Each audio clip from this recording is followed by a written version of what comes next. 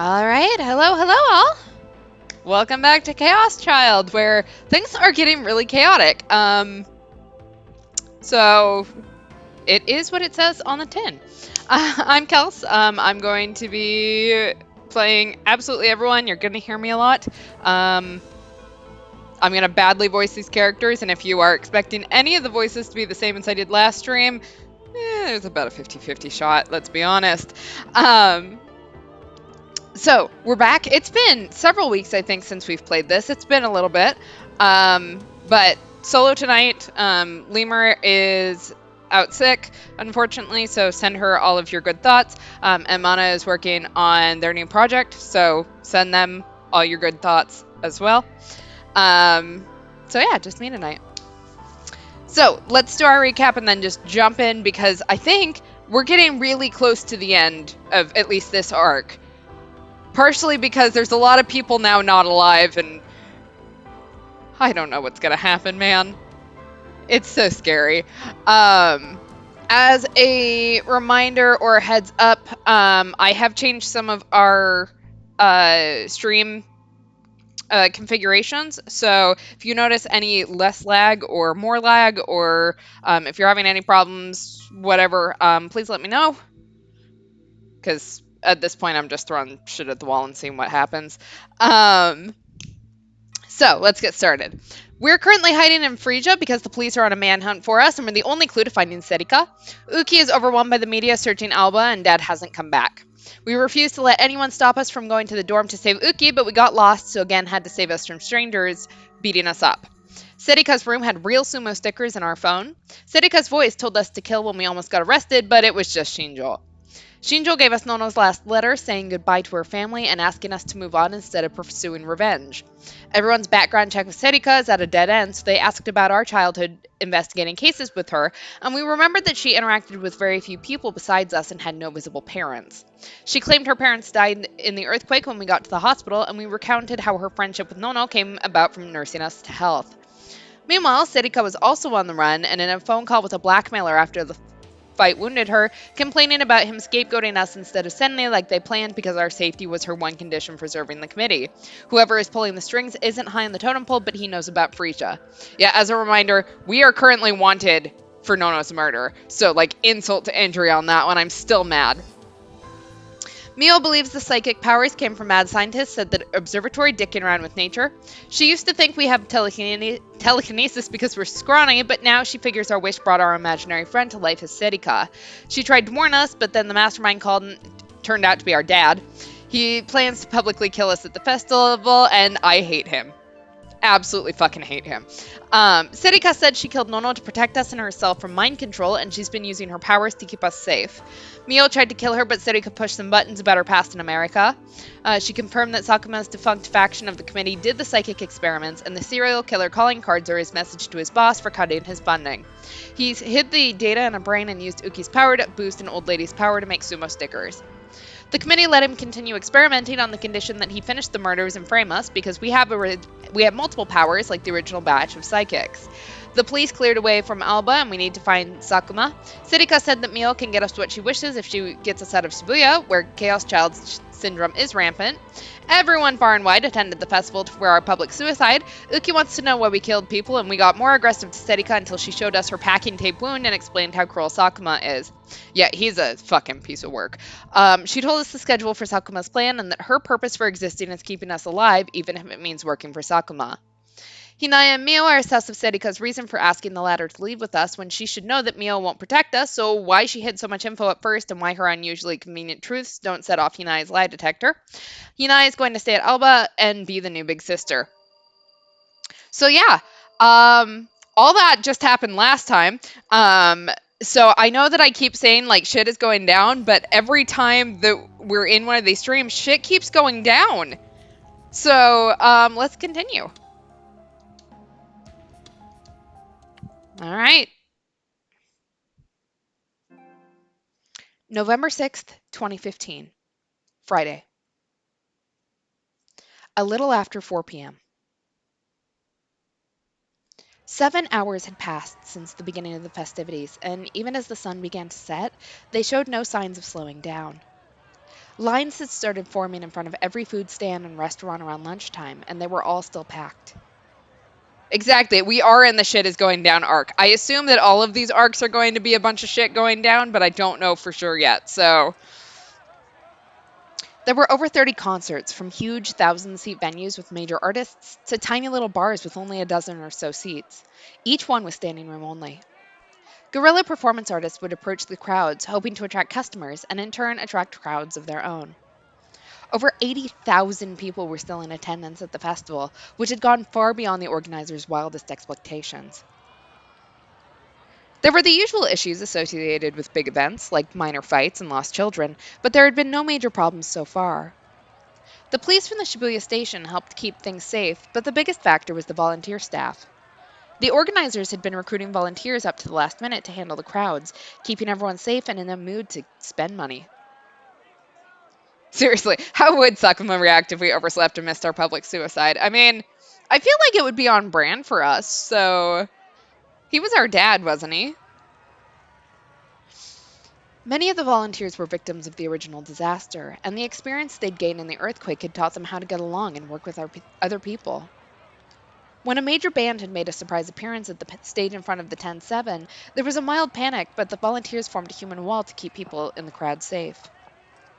Today's a day to celebrate the restoration. We can't have anybody trampled to death. That's what the leader of the volunteers had said to an interviewer who had happened to be at the scene. He was an honest and sincere man. He was speaking from the heart, and he didn't mean anything more than what he'd said. But his words brought to mind a certain name and a certain face, both among the people who saw him on TV and among those who hurt him directly. The word that had made him think of that name was, of course, death. Yeah, we're on everyone's mind still. What's with those guys? Those are the guys the news have been talking about all day.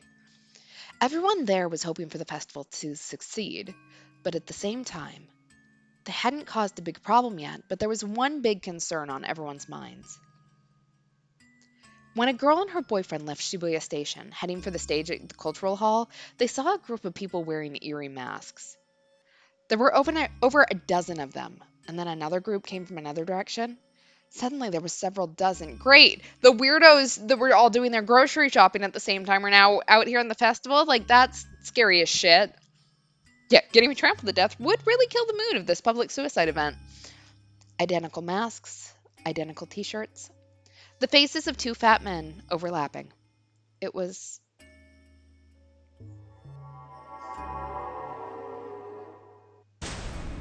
the sumo stickers.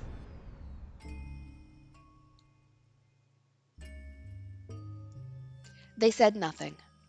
But anyone who got close, whether by accident or because they wanted to get a picture, would flinch away as soon as they heard the eerie sound created as the sumos breathed beneath their masks. The man at the head of the group looked around and then approached a nearby streetlight. Then he took something out of his pocket and stuck it on the light. It was a sumo sticker. The owner of a nearby crepe stall saw this and frowned, but was too scared by their appearance to say anything. He quickly went back to dealing with his customer. Okay, dude, like, mood, though.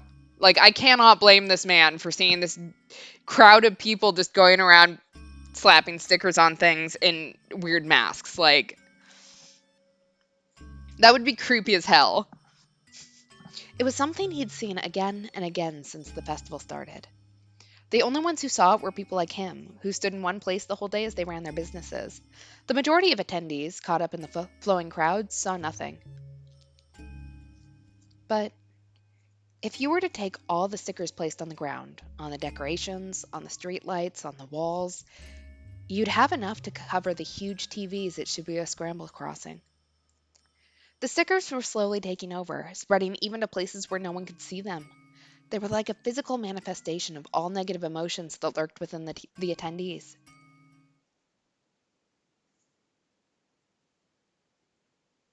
It was about 3 hours later, around 7:30 p.m., when they finally exploded. It happened at the place that had been set up for the silent prayer that would end the festival. Right in front of the memorial. I can't see! Move! Oh wait, seriously? Is that him? Die! Die, you murderer! It's Miyashiro! Takeru Miyashiro has appeared in front of the memorial. Have we? Were we that stupid? Please tell me no.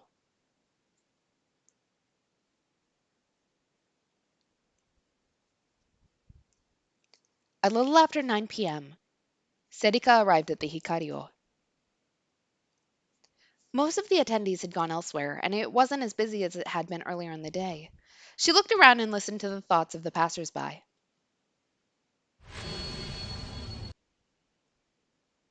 Man, fuck that Miyashiro guy. Is he really gonna kill himself somewhere? He didn't just run? There we go. We just show up with toast in our mouth like we're late to school. I hope he does it soon. I can't go home until I see whether he kills himself or not. Not that I care which, really. Fucking wrong-siders, Serika whispered as she listened to the worthless thoughts around her. The couple a few feet away glanced over at her, but quickly turned away. Serika closed her eyes so she could concentrate only on the thoughts around her. As of 9 o'clock, all the concerts and street performances, as well as a few of the stalls, were closing up.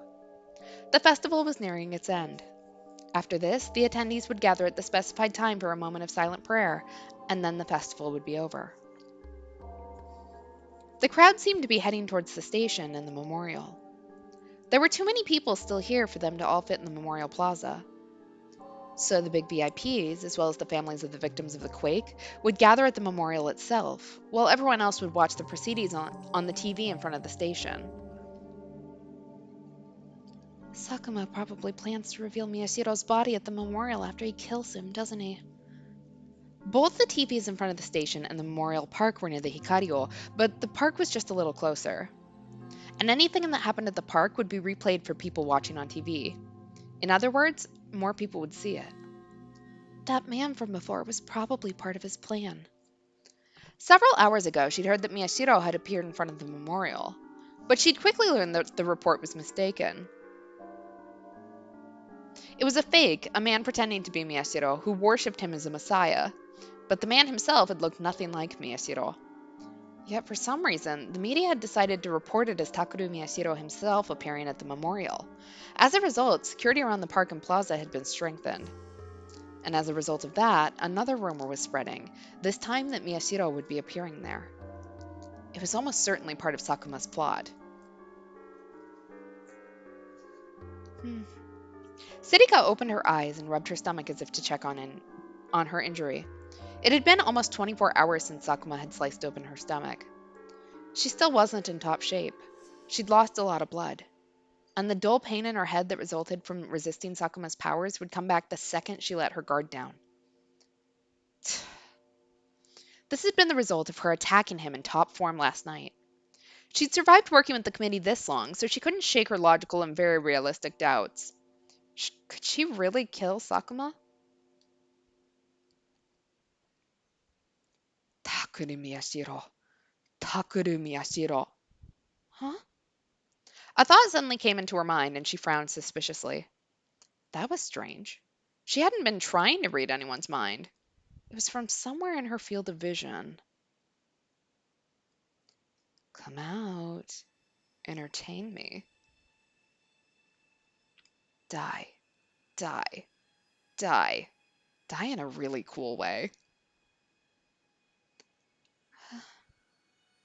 Negative thoughts flowed into her mind, one after another. They were strong and vast in number. It was as if someone had combined all the final thoughts of all the people she'd killed. It's those people? She forced herself to look in the direction of the thoughts and saw the group wearing the sumo sticker masks. There we go. You all thought Takeru died, but I fooled you. This is part of my new channel, Prank Child. Look, I don't put anything past Sakuma at this point. This man had a whole plot for, what, 5 years to get back into the committee? Like, who knows? She tried to squeeze them out of her mind, but they slipped past her and echoed in her head once more. Takeru Miyashiro. Takeru Miyashiro. Come out. Entertain me. Die, die, die, die in a really cool way. Only strong thoughts and desires could create this effect. It was as if all these feelings had formed into one single strong emotion, a desire for Takeru Miyashiro to appear. For the first time in a very, very long time, Serika was terrified. She could feel herself break into a cold sweat. Huh? Her logical and realistic doubts vanished. It didn't matter if she was capable of killing him or not. She had to kill him. Miyashiro had to survive. And for that, Sakuma had to die, and soon. It's about time, huh? She looked at her phone and saw that it was past 9:30 p.m. Everyone inside the theater had probably been let out.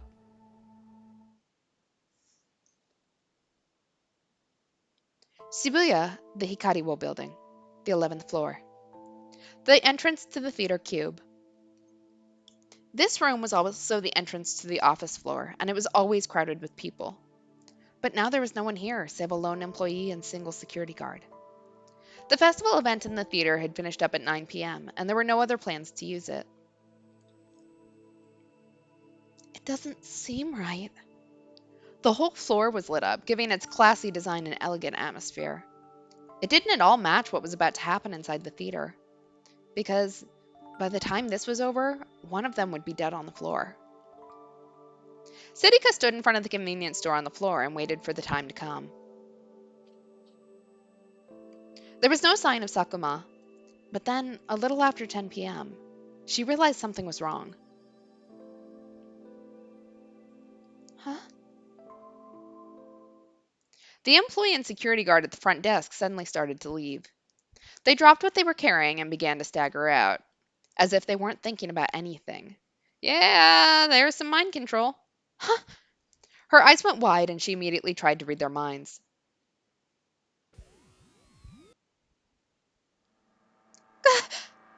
She felt a sharp pain in her head when she did. They really weren't thinking about anything. There wasn't even the meaningless subconscious noise that all humans produced. Nobody was ever like this. Nobody normal, that is. Mind control. The two of them walked to the escalator as if they were in a daze and then disappeared. All that was left was empty silence. He's well prepared.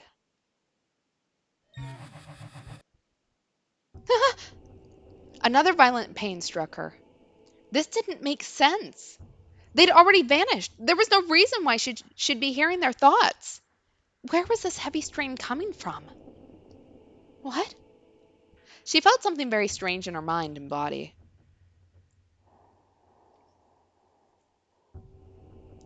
And then she saw her left hand slowly begin to move without her controlling it. Oh no. Oh no. Serika? Are we ready? Yeah, everybody's ready to go. Shinjo was out of breath. He'd run back to Alba Dorm to take the place of the other officer, who I hadn't seen because I was in Uki's room. I could tell he'd been literally running around all day. Okay, I'm the only one who will be here for the next several hours.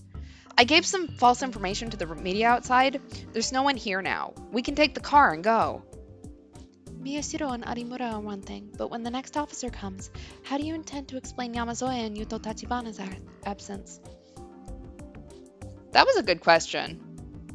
There was no way to hide that, and it would be his fault if they went missing. I've learned how to change the subject by talking to you and Momose. Don't worry. I'm not worried about your well-being. I have a lot of work planned for you after this. You can get demoted, but I can't have you being fired. See, this is how I learned. Shinjo sighed. Then Uki came in with Yuto at her side and a worried look on her face.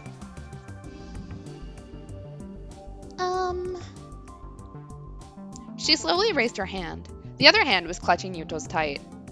Yuto's eyes were still red, and he wasn't looking good. Uki seemed to be trying to hold him up. Where are we going? Akihabara, for now. What? Akihabara? Yeah. I'd been sure we'd go somewhere less densely populated. I thought we'd go somewhere further away. Kunosato has someone in Akihabara helping her. Shinjo looked at her. someone helping her? A hacker who's better at finding information with a computer than I am. He's a weirdo, but he knows a bit about the situation. He'll put us up for a while. Oh shit, I wonder if this is going to be a Steins Gate crossover. Because I think they were in Akiba. I could be wrong. But for some reason, Kunosato furrowed her brow and frowned. He's giving us a fairly decent machine, too. Though, who knows what he'll want in exchange. Huh?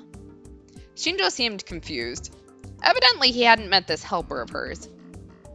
Anyway, what's important isn't how far away from here we go. What's important is getting out of Shibuya.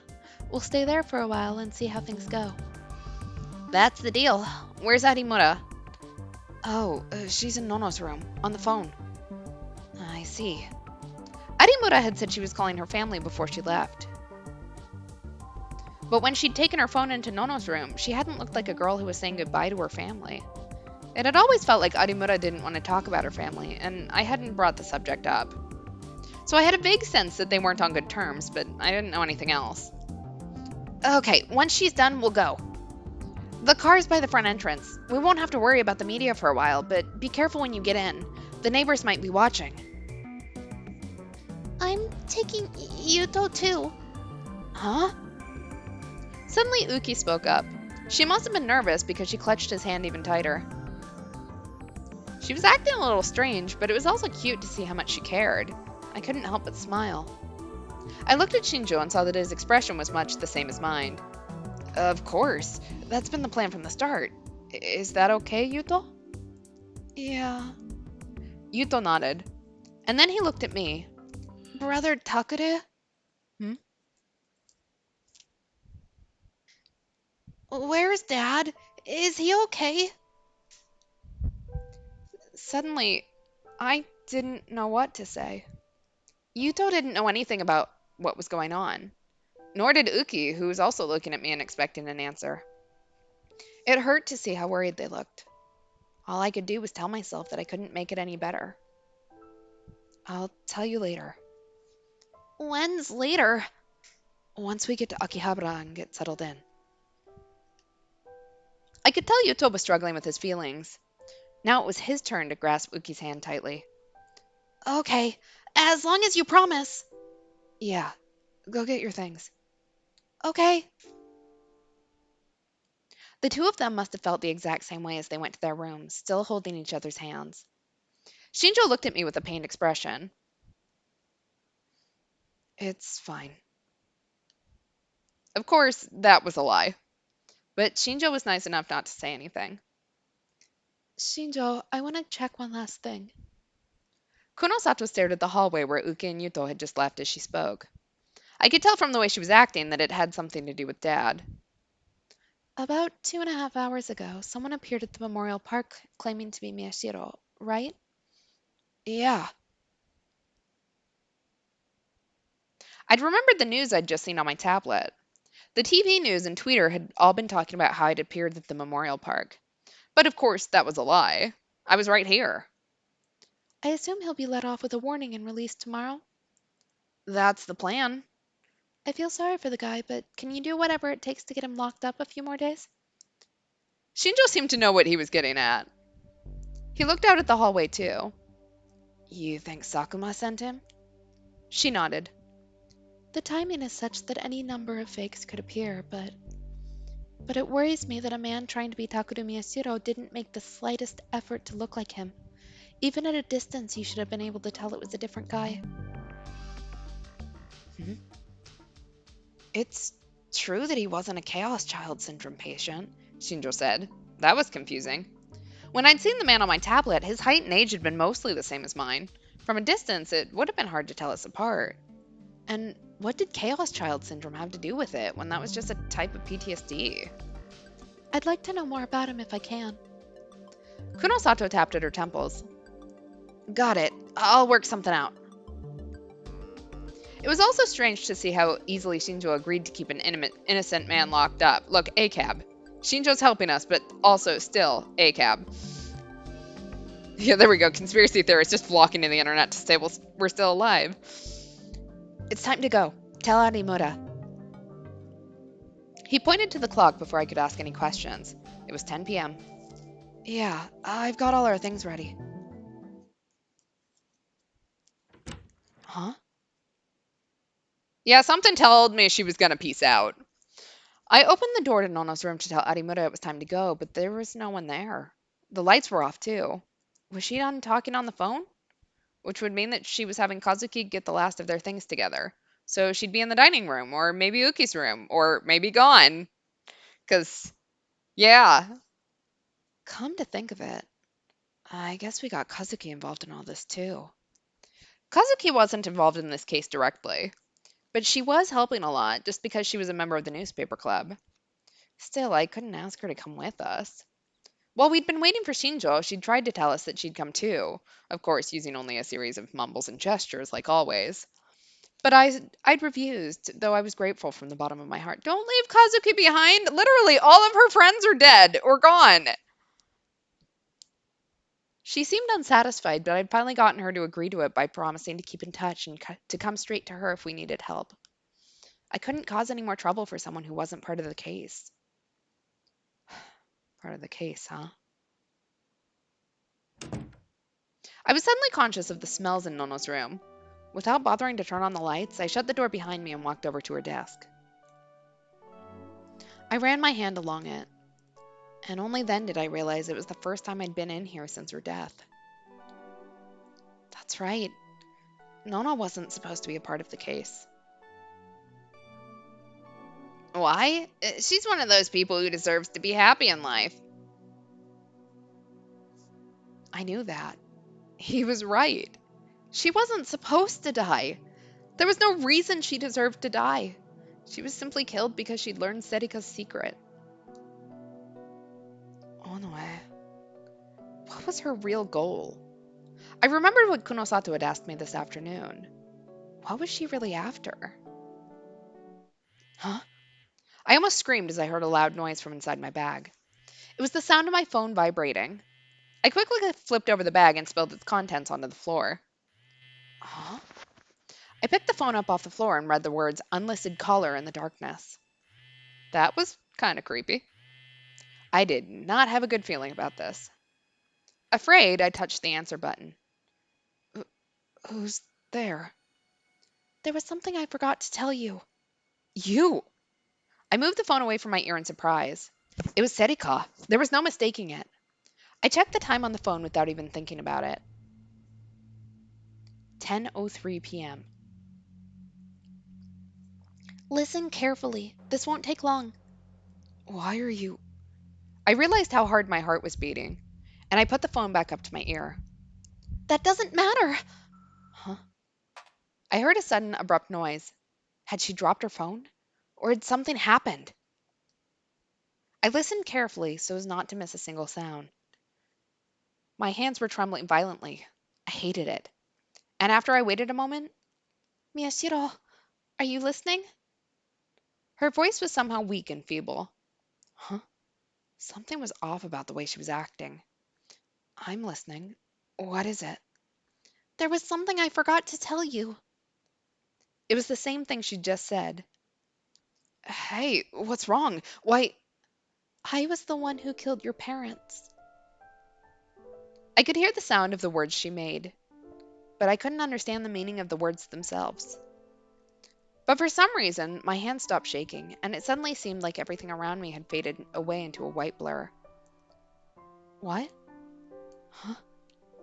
The words were stuck in my throat. I couldn't speak. 6 years ago, during the Shibuya earthquake, I was the one who killed your real parents at that shelter. Once again, I could hear the words, but I didn't understand them. 6 years ago, Shibuya earthquake, shelter, real parents. What? My cheeks suddenly felt hot, and my blurry vision came back into focus in the dark room. Only then did I realize what she'd said. Yeah, I used your toothbrush, but what I felt wasn't rage. Why? It was an important event from my past, but one I'd totally forgotten. My parents hadn't died in the earthquake. Someone had murdered them at the shelter. It was what Nono had refused to tell me when I'd just woken up from my coma. That was why she'd lied to me. And that's why I'd run away from Alba Dorm and gone to live in Miyashita Park. Why? I repeated. Why would she do that? Why would she tell me that now? Literally, Serika is like death sentence for our family. Like, though just kind of thinking about it, like Yui's death, she can read minds. She can't do mind control. So I wonder if that one was like all Sakuma, which is so fucked up because that was his daughter. Ugh. All I could hear was her pained breathing. I kept waiting anyway. I couldn't hang up the call. I had to tell you now. I forgot to tell you. But why? I yelled at Serika as she repeated herself.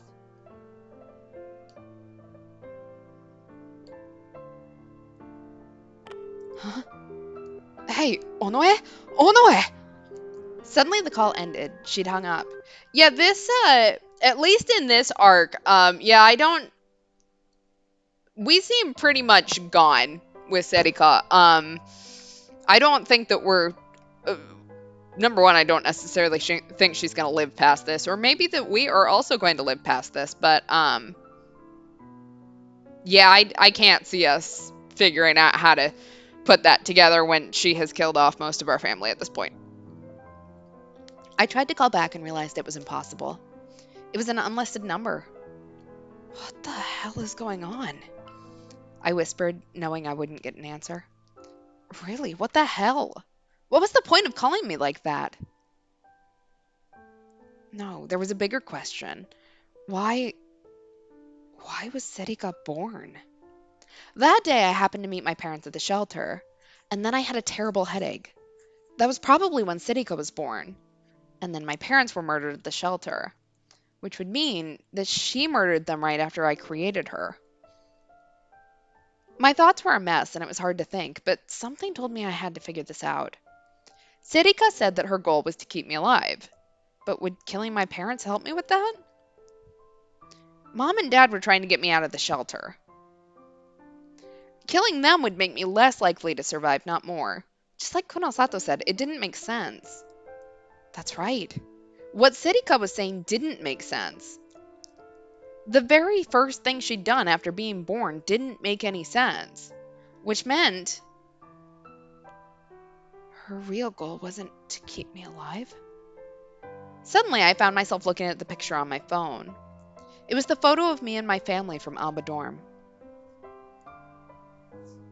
I'm very curious to find out. I mean, there's a lot of things about Serika we don't know, but knowing that there's mind control involved in some things, I'm very curious to figure out like what exactly she's actually responsible for. It was the same as what had happened with Nono. Sure, she'd figured out who Serika was, but if Serika's goal was keeping me alive, would that mean killing Nono? Nono would always try her best to protect me. She'd even risk her life to do so. Which would mean that for Serika, it would be better to keep her alive. She could have just done what they did with Ito and used mind control to alter his memories about her real identity. So why didn't she? Why did she have to kill Nono? Did she have some other goal? Was that why she had to take Nono's life? If that was the case, then I could feel a certain desire welling up within me, one that I hadn't felt in a long, long time. I would find out why. And I would find out if my ridiculous idea was true. And for that to happen, I have to go there. Yeah, I figured that was what was coming. No matter how things ended up. Am I serious about this? I checked the time on my phone again. 10:10 p.m. There were 18 minutes left until the moment when everything began. I laughed a little and ran my hand along Nono's desk again. Was I betraying Nono again? If she was still alive, would she have slapped me across the face if she found out about it? I'm sorry, but you did it too. You lied too in the end. You lied to protect me. So I'm going to do the same. Because this is about you. And you mean everything to me. This is about the reason why you died. I need to know the truth. I was lying when I said I didn't. Of course, thinking about what I was about to do terrified me. But I wasn't going to change my mind, no matter what. Oh, she didn't dip. I just assumed she had. Sorry, Arimura. Oh, there she goes. Surprisingly, it was Arimura, not Nono, who slapped me. I mean, I think I would be far more surprised if Nono had slapped us, considering the fact she's dead, but she hit me so hard that the impact traveled all the way to my ears and made them ring. Don't be stupid! Who do you think you're trying to impress? What are you laughing at? No, you're right, yeah. I put my hand to my cheek where she'd struck me, and it felt a little hot. I'd laughed because it hadn't hurt as hard as when Nono did it. Nono was used to slapping people's cheeks, after all. Or maybe she was just really strong. But Arimura seemed to think I was laughing because I wasn't worried at all. Her shoulders shook more violently with rage. It's too dangerous! You don't know what they're planning! I'm just going to hear what she has to say. I think it's fine. Don't lie to me! You know it doesn't work! Arimura was out of breath and seriously angry. She was worried about me. Exactly. I'm not the stepwife. I'm the wife that stepped up. Takure. Uki and Yuto were standing next to her, looking worried. I leaned down so that I was at their height. Don't worry. It's true that I'm just going to hear what she has to say. But what came after that is a lie, right? You're probably going to be killed. Kunosato. Of course, I knew that. There was a good chance I'd be killed. And Dad would be the one who killed me. But I wished she wouldn't say it in front of Uki and Yuto. You've never even been in a fight. Am I wrong? Yeah, but I had to go. My head knew it was stupid, and my heart was filled with terror. But there was something even deeper that drove me forward. Kurusu wouldn't want that. I know it! What? Uki told me about the letter. I see. Are you going to just forget about what she wanted? Yeah, you're right. She'd be really mad. And she'd probably slap me hard across the face, just like Arimura just did. But I'm going anywhere. Arimura looked like she was about to raise her hand again. But then she stopped, clenched it into a fist, and lowered it. Her eyes were a little red as she glared at me. Why? Why? I'm sorry. Her voice was so soft I could barely hear it. I lowered my head, unable to even look at her. Take care of Uki and Yuto, okay? It's not my problem. You're the eldest, right? You need to come back safe and be their big brother. You're terrible, she whispered as she left the room. Someone suddenly waved something in front of my face, and I leapt back. Kazuki had come up next to me. I wasn't sure when. She always surprised me like this. You're still here? I can't leave you all here, her face seemed to say.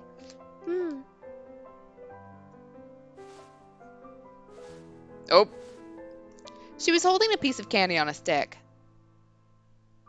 A lollipop? How many of these did she have? I couldn't refuse her, so I took it and put it in my pocket. I'd probably never eat it, though. Sorry for getting you involved in this. Keep an eye on Uki and Yuto until they go. And then, take care. I didn't think she'd do it, but I didn't want her going with the two of them. I'd feel terrible for her family if that happened. She nodded like she always did. I tried to make sure that was a yes, but before I could, she ran out of the room after Arimura. Kunosato was here too, so it would be okay, right? She would make it home, right? Brother Takure. Yuto spoke up, afraid, as he saw me watch her go. To be honest, I wasn't sure what to say. Anything I said felt like it would just make him more nervous. I tried to choose my words carefully, but in the end, this was all I could come up with. I'm leaving. I'll catch up with you guys later. I could tell from his face that he realized it was one of the white lies that adults often tell children. But he didn't say anything. He just looked at me with eyes that were redder than Arimura's. Yeah, we have lied to this poor child so many times, and like, yeah, I'm not usually a fan of just blankly telling children the truth, for things like murder. I don't know what common protocol is at that point, but holy shit, like, this poor kid. Goodbye. We'll be waiting for you.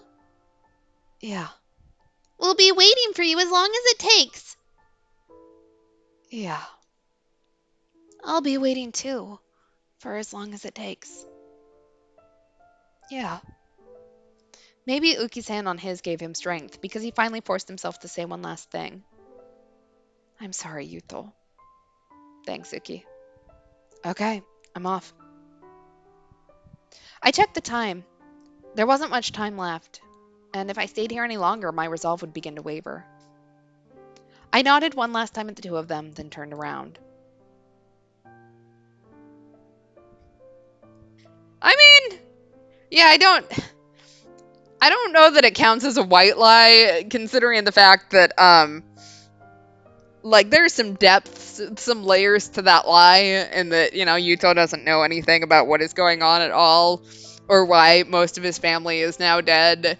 Like, all of his family is now dead. Like, this kid already has really bad PTSD. He's not coming back from this very easy. It was decided that Shinjo would drive me to the Hikario. I wanted him to take the others to Akihabara as soon as possible, but I didn't see how I could get through the area around Shibuya Station on my own. Miyashiro. As I left to get in the car, Kunosato called to me from behind. You've got your phone, right? I put my hand inside my pocket to check. Of course, it was there. I do. Why? If you find anything on the committee, no matter what, contact me immediately. I chuckled. That was exactly what I'd expected her to say. I didn't know if I'd find anything, but I promised that I would. Onoe told me to get you out of Shibuya. I agreed because she told me that if I got the psychics out of Shibuya, it could get me closer to the committee. Yeah. But if you decide not to go, there's no reason for me to stop you. I have no special need for you in particular. As long as I have Yamazoe and Arimura, that's enough. Yeah, that's right. She was correct. If getting a psychic out of Shibuya would cause something to happen, Uki and Arimura would do just as well as I would. So, we're not waiting for you, okay? Her words seemed to be testing my resolve one last time. So I looked her dead in the eye and answered, That's fine. I understand that. But for a while after that, she said nothing. She seemed to be, for once, at a loss for words. I frowned. Did she not like that answer? Is something wrong? About what you were saying before. She finally opened her mouth hesitantly.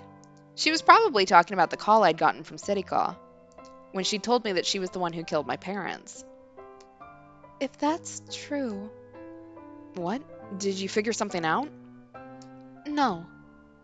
Kunosato probably found Serika's words strange, just like I did. They didn't make sense, and Kunosato probably had a theory of her own, and one she was reluctant to share. But in the end, she put her hand on my shoulder without saying a word. Huh? Until now, all she'd ever done was grab me or choke me, so I was surprised. I'd never expected this. Either way, you should find the answer for yourself. Make sure that whatever you do, you don't regret it. And the words she said were different than usual, too. Kunosato was saying something nice to me. A psychic? What? Huh? Oh, no. I was so surprised that I said something I shouldn't have. I'd rather you sent me off with a last goodbye from Kay. I was a listener. Oh my god, Takuru. Hell no. I refuse to play the role of that goody-goody suck-up when I'm not trying to manipulate information. Get going. She pushed me away with the hand she'd placed on my shoulder. I suddenly felt embarrassed. Why had I said that? I was so embarrassed that I tried to hurry into the car. Kunosato looked at me and said, If you really want to hear Kay again, wait till the next broadcast. I turned around and looked at her face one more time. Her features were elegant, and her beautiful almond eyes were always frozen cold. They never betrayed what she was really thinking. Her personality was cool as ice, befitting a dedicated scientist who was always willing to do whatever it took to achieve her goal, regardless of the cost. But sometimes I caught a glimpse of some burning passion inside her. She really was a mysterious girl. I don't know that she's trying to earn best girl points, but I think that, like, if you know that someone is literally walking to their death, it is probably a, burden on the human psyche a little bit. Oh, right. There was one last thing I had to ask her. Since this might really be my last chance. What? Why are you staring at me? Kunosato, what's your power? What? The distance between us had started to shrink, but it grew back with that one question. I felt the air all around me freeze. I panicked. I mean, I saw it in your room. Saw what? A D-sword. That was yours, right? Huh? Just as I thought, things between us would end with another series of cold insults from her. Kunosato started to laugh. She kept laughing in a low voice as I stood there with my mouth hanging open. All I could do was stand there and watch. I didn't know Kunosato could laugh like that. Are you really a gigalomaniac? You can't even tell the difference between the real thing and a fake. A fake? That's just a replica I have for research purposes. My lab in America made it based off of some documents from 6 years ago. It was an attempt to find out why, even if the shapes may vary, all the pipes to the Dirac Sea take the form of a sword. But it didn't work, so they gave me the useless piece of junk. It's not good for anything but taking up space, but I do use it as a way to hang up things to dry. And then she laughed again. After she was done laughing, she pushed me into the car. And before she closed the door... Oh, right. Your classmate, Ito, was it? He looks like he'll survive. Oh. You seem to have forgotten, but you promised to be my guinea pig in exchange. Come back and keep your promise. Yeah. I certainly don't keep the sword around for cosplay purposes or anything. I mean, look, I saw a post online years ago about, like, if you're feeling nervous, like, take out a sword because you'll feel like a badass. And I have thought about, like, I have a replica Keyblade from my cosplay days, and every once in a while, when I'm going into a really rough meeting, I do carry around the Keyblade for about 5 minutes because it does make me feel more badass. So maybe that's it. Yeah, Ito's prison time is not... Look, he's not gonna be okay anyways. Like, everyone's dead. He killed Yui. It's all bullshit. It is pretty awesome. Like, let me just say, if you ever need a rush of, like, confidence, get yourself a replica sword or a Keyblade or something, because you will feel like a badass after carrying it around for 5 minutes. Then she closed the door. I nodded from behind the window and mouthed the words, "Thank you for everything." Everyone really was trying to make me feel better. Everyone really did want to see me again. But now I was going alone down a path that meant that might never happen.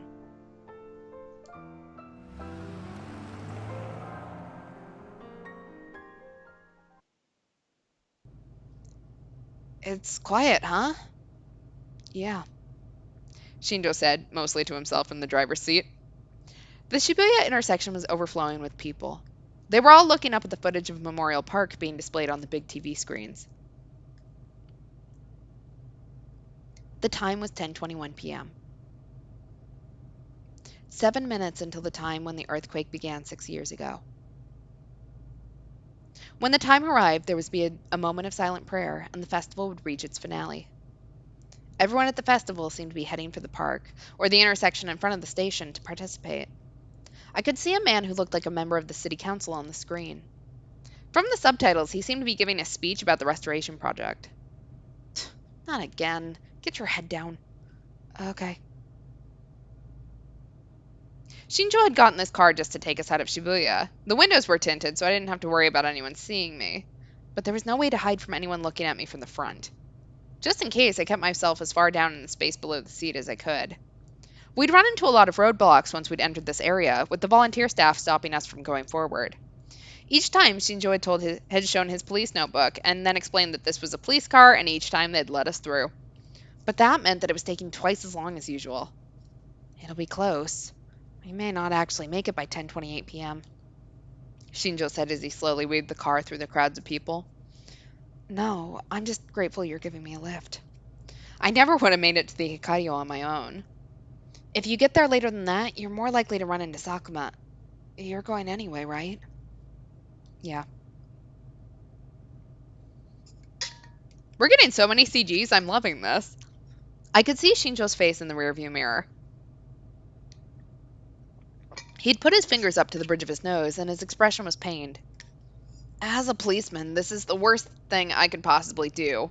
I'm sending a minor into a dangerous situation. Yeah, these are not the droids you're looking for. If he's in the theater cube, I'd like to go with you and arrest him, but I don't have anything that proves his guilt. And someone's putting pressure on the higher-ups in the police department, too. It's like a cheap detective drama. Is the committee really that powerful? Almost no one knows the details. No, the person who did was buried and forgotten. Irritated, Shinjo swerved the car around a group of pedestrians that were standing in the middle of the street. I ducked down so I couldn't be spotted from the outside. It was a little cramped. Was that person you're talking about this afternoon? I remembered him talking about that, about how this case was his way of avenging a detective he respected a lot. Shinjo ignored me and kept looking forward. It felt like his silence was a yes. Miyashiro! Huh? What? Shinjo lowered the window just a crack to hear what was going on outside. Where are you? It's almost over! Everybody's gonna think you're a screw-up. Takuri Miyashiro, come out. Just a bunch of drunks. In front of us, by the side of the road, was a van advertising the Restoration Festival. A group of people had climbed on top of it. They must have been college-aged, and they were holding beers in their hands. Wrong-siders, huh? Hearing them, or even seeing them, was upsetting. I leaned back into the seat, closed my eyes, and lowered my head again. Kunosato uses that word too sometimes. Shinjo closed the window and started to drive away from all the commotion. Huh? Wrong-siders. Means on the wrong side of the information divide, right? Yeah. I watched all of the drunks pass by on the other side of the tinted windows. They don't know anything, and they don't want to know anything. They don't know about the people manipulating them, or what those people want. Or what the people they're talking about are going through. Violence, murder, the darkness in the human heart. They think that they understand these things because they read or hear about them, but they don't ever think about what they must be really like. Ever since I first met you, I could tell knowing was very important to you. The first time I met Shinjo was during the Love Hotel case. You broke into the crime scene on your own. Oh. He was right. Shinjo was the one in charge of that case, and that was how we'd met. You're going to go see Onoe because there's something you want to know, right? Yeah. I had to know what Serika was really after, and the real reason she'd come into existence. That's right. You could say I'm going to find out about myself. What had I wanted during the earthquake? What wish had created her? I realized for the first time that I was trying to find out more about myself than Serika. That's the same kind of person he was. Huh? I looked in the rearview mirror again. Shinjo was still watching the traffic in front of him. That detective. He was obsessed with finding things out, and he was willing to do whatever it took, even if it meant going against the rest of the police force. Momose used to get mad at him all the time. She said he was getting in too deep. I see. Shinjo's voice took on a strangely different character. His tone changed from one of nostalgia to one of sorrow. And then he finally got in too deep. That was the answer to his silence before, too. Had he been killed by the committee? I don't know how he died, but he must have been satisfied. At least, I don't think he had any regrets. But that doesn't mean I can just accept his death. I couldn't get to him in time, and I couldn't stop him. It's frustrating. If Kurusu was here, I'm sure she'd be feeling the same way about you. I fell silent. There was nothing I could say. But I was truly glad that he was the one who'd read Nono's letter, and that he was the one who was helping me. Exactly, those sheeple, wrong-siders, all same difference. When I reached the Hikario, I realized that something was wrong. It was too quiet. Normally, even at this hour, the Hikario would be fairly noisy, but it was completely silent. There were no murmurs, no drunken shouting like I'd heard just a moment ago. It started, huh? Oh. I checked the time. 10:28 p.m. Everyone had gathered in front of Memorial Park, or the TVs in front of the station, for a silent prayer. Shinjo switched the car's navigation system to the TV mode. It was displaying footage of the Memorial Park. I saw the ceremony and gasped. All the sound was gone from Shibuya. It was like a movie set. Suddenly, I was struck by a terror even greater than before. It felt like the moment of silence was for me as I headed for my death.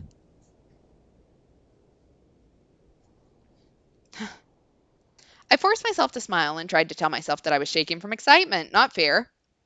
My mind was a confused jumble of thoughts. Half of me wanted to go home and half of me wanted to stay. But I forced myself to keep going. That's right. I have to know, no matter what. Huh? Shinjo tossed something at me. What is it? Wait, is this? I felt the sensation of rubber as I grabbed it. I tried to spread it out and stopped. Ironically, this is all I've got with me. I hope it's enough. No, thank you. I lowered my head in thanks. There were still people standing between me and the theater cube. Sorry, this is as far as I can go. I need to get the others out of the city. He looked at his watch. I know. Get them to Akihabara as quick as you can. Thank you. Once they're safe, I'll come right back. Don't die. Right. I wiped my sweaty hands off on my pants and nodded. Then I took a deep breath to calm myself down.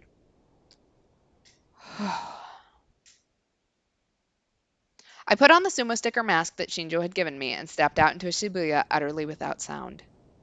The silent prayer was continuing, and this was my chance. Several people looked at me as I got out of the car, but they must have been used to seeing the people in the masks. They quickly lost interest and lowered their heads once more. Everything was fine. They hadn't figured out who I was. I looked up the Hikario building, which towered above me like some kind of fortress. The people around me all seemed suspicious, but I made it to the theater floor without anyone saying anything. But then I realized that something was wrong and stopped. Huh? There was no one on this floor. There were no customers and not even a single employee. Even the convenience store, which was open during the festival, was empty. I took off the mask. My field of vision restored, I took another look around the floor. I was right. It was completely empty. There was no sign of Serika or Dad either. The whole soundless space in front of me felt like a trap that I'd just walked into. I'd taken the mask off, but it still hurt to breathe. I tossed the mask into one of the decorative trees nearby and slowly started to walk across the floor. Every shadow scared me. Each time I reached a blind spot, I would stare at it for a moment before I proceeded. Where was the entrance to the theater? Oh. When I found the stairs and escalator, I felt a wave of nostalgia. This was where I'd come with the rest of Alba Dorm. That's right. I'd gone up the stairs and into the theater. I flinched as the escalator started to move. Don't scare me like that. It was just a motion detector. I knew that. But the machine seemed to be pulling me deeper into a trap. I looked up to the top of the escalator. There was no one there. Damn it. I smacked my trembling legs with trembling hands, then slowly went up the stairs. This was the path that led to the theater, and it was probably leading me to the finale that either Dad or Serika had prepared for me. And I was probably doing exactly what one of them wanted. But I had to find Serika and the answer. And there was no way that desire was in anyone's script. It was my own, I thought. I had to find out the truth. For Nono's sake as much as my own. I went up to the entrance to the theater and put my hand on the heavy door.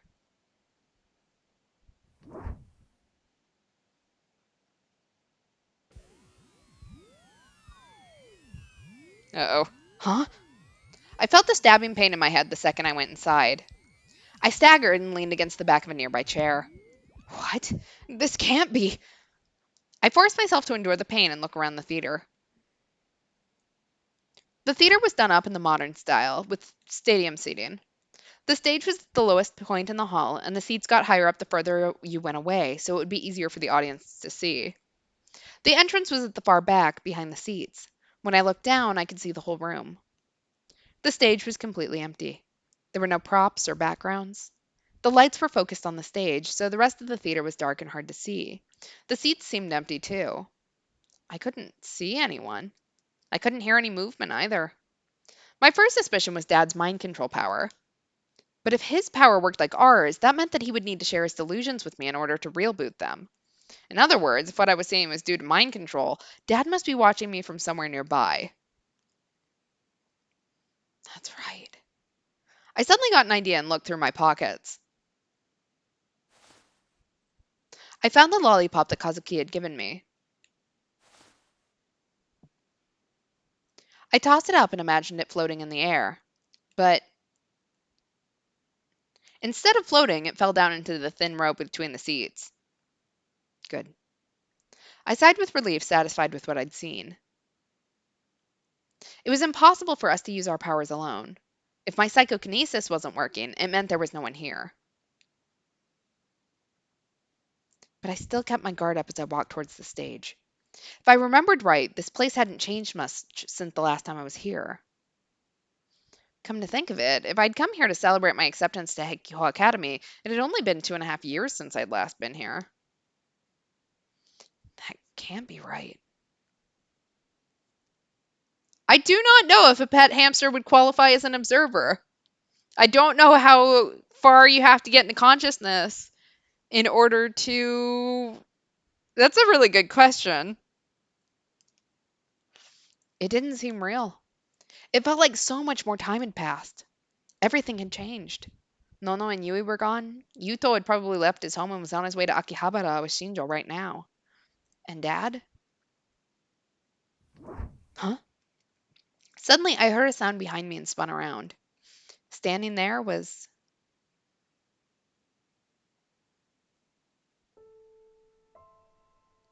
you. She looked just like she had when I'd seen her this morning. Not only was she not hurt, there were no signs that she'd even fought. Siddhika waited for the door she'd come through to close, then slowly walked towards me. Why are you here?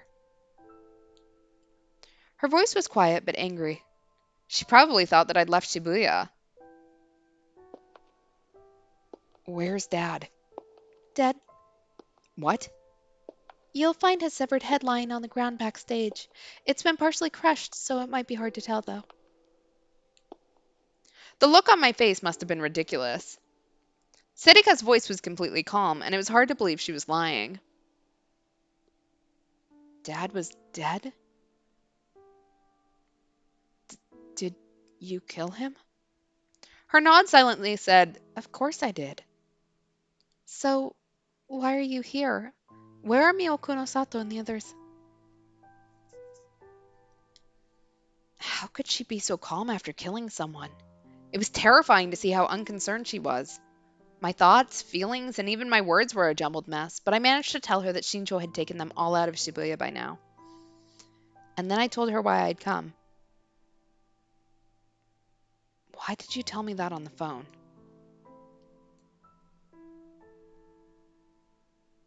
What did I want from you when you were born?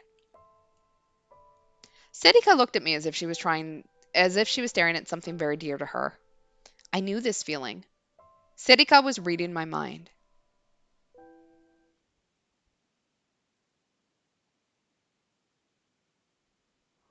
Huh? Suddenly, it appeared. Its design was far too complicated and intricate to be called a sword. It was sharp like metal, but it had a strange luster that was all its own. It was a D-sword, big enough to cover Siddhika's entire upper body. It was what she'd used to kill Nono.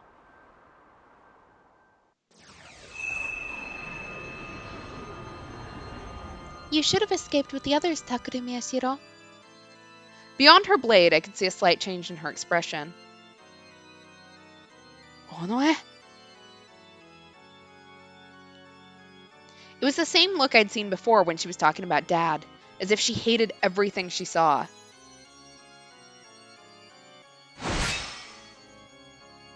Gah!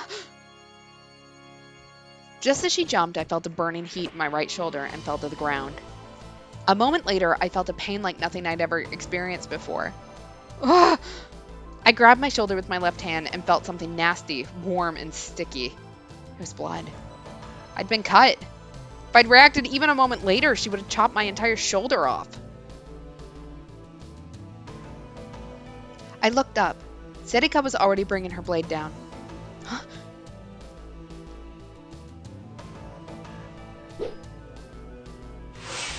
I forced myself to twist out of the way, ignoring the blood spurting from my shoulder. This time, the pain was in my left leg. I ignored it too, trying my best to get away.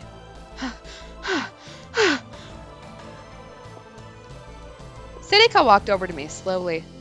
I must have bit something in my mouth when I rolled because I tasted something bitter and metallic. Why? I was too late. I underestimated the committee. Serika stopped close enough to strike me with her D-sword and began to speak. Someone involved with Sakuma already made contact with me. There's nowhere left to run. I can't keep you alive. I don't want you to end up like the other victims. No way. That's why she was going to kill me? Just like she'd killed Nono with that D-sword?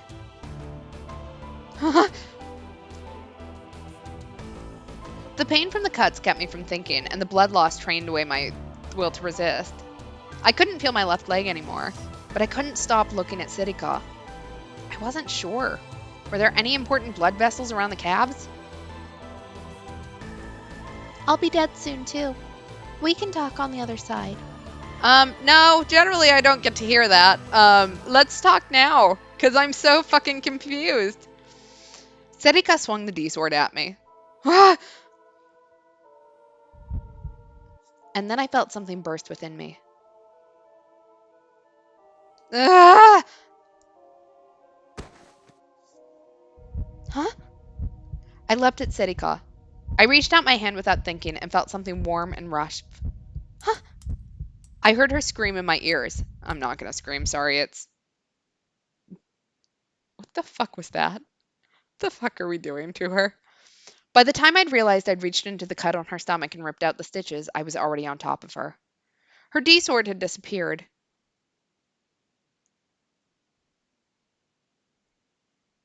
My hand went for her neck.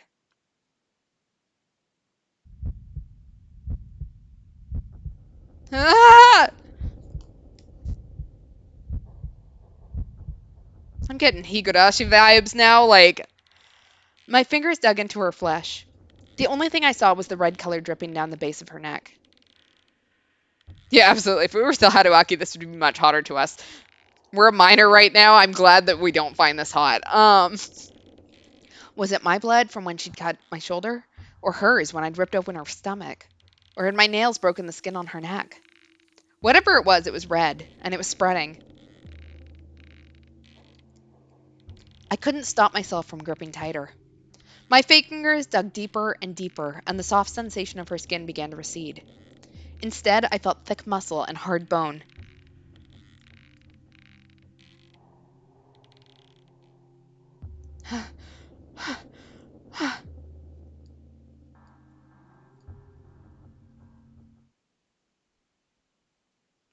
When it was all over, the pain in my leg and shoulder was gone.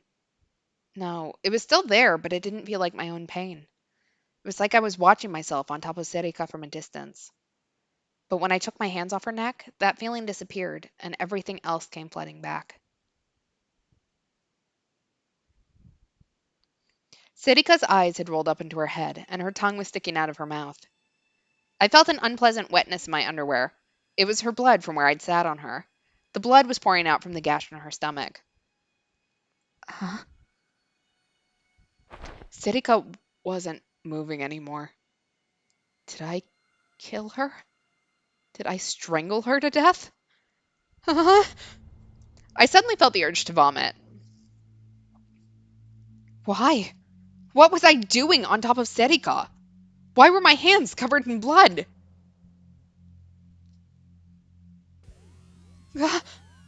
My head hurt. My field of vision was red. My heart was pounding hard, and under me was the body of the girl I'd created. I cradled my head in my bloody hands. It hurt so much it felt like it was going to burst. My eyes hurt too. Everything was turning red.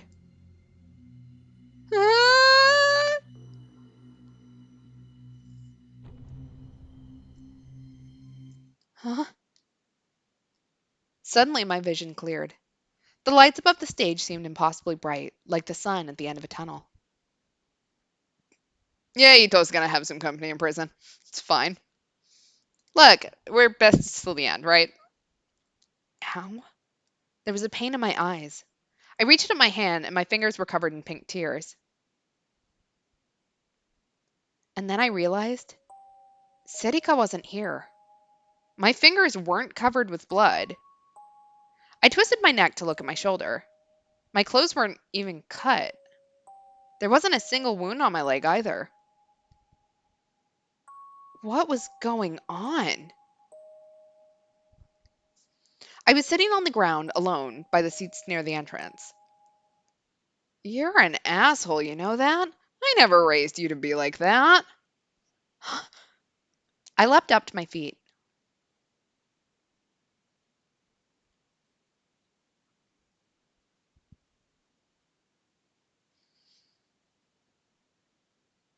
I hate this man so much. Ding dong, the witch is not dead. Dad. Dad was up on the stage. He was standing in the center like the lead singer at a musical. And at his feet... Oh no! Serika, the girl I thought I'd just killed, was lying at his feet. There was no blood on her clothes, and the cut on her stomach hadn't been torn open. But she must have been unconscious because she wasn't moving. Even when you just about killed her in her delusion, she didn't resist at all. Ain't that cute? I suddenly understood what was going on. Mind control. But when? Was I already under its effects when I came into the theater? When I came inside, I'd felt a sharp pain and my vision had blurred for a moment. When I'd tested my powers with the lollipop, was I already under his spell? The pain and the heat had felt so real, but it was all an illusion. But I could still feel the sensation of wringing Serika's neck.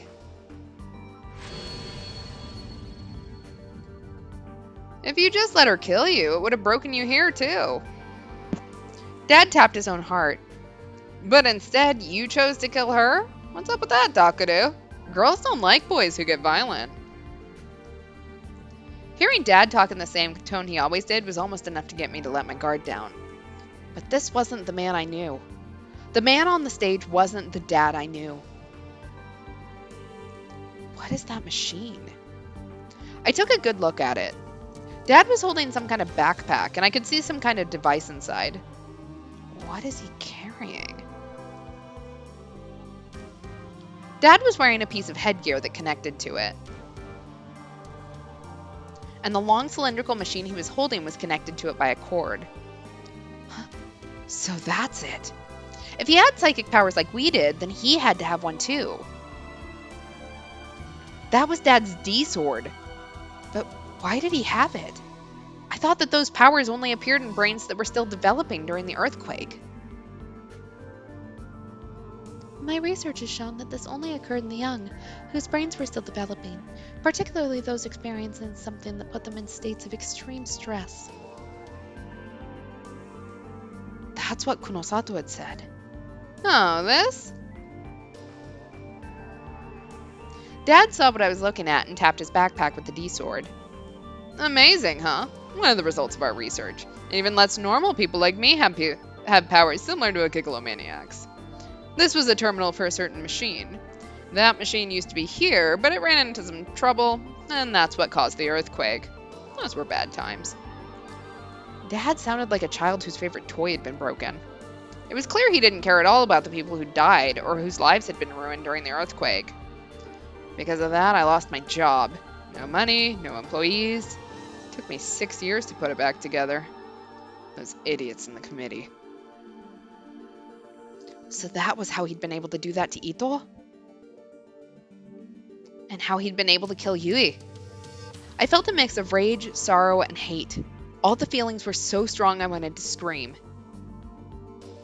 Well, it doesn't matter. Once I deal with you, I can go back to my research.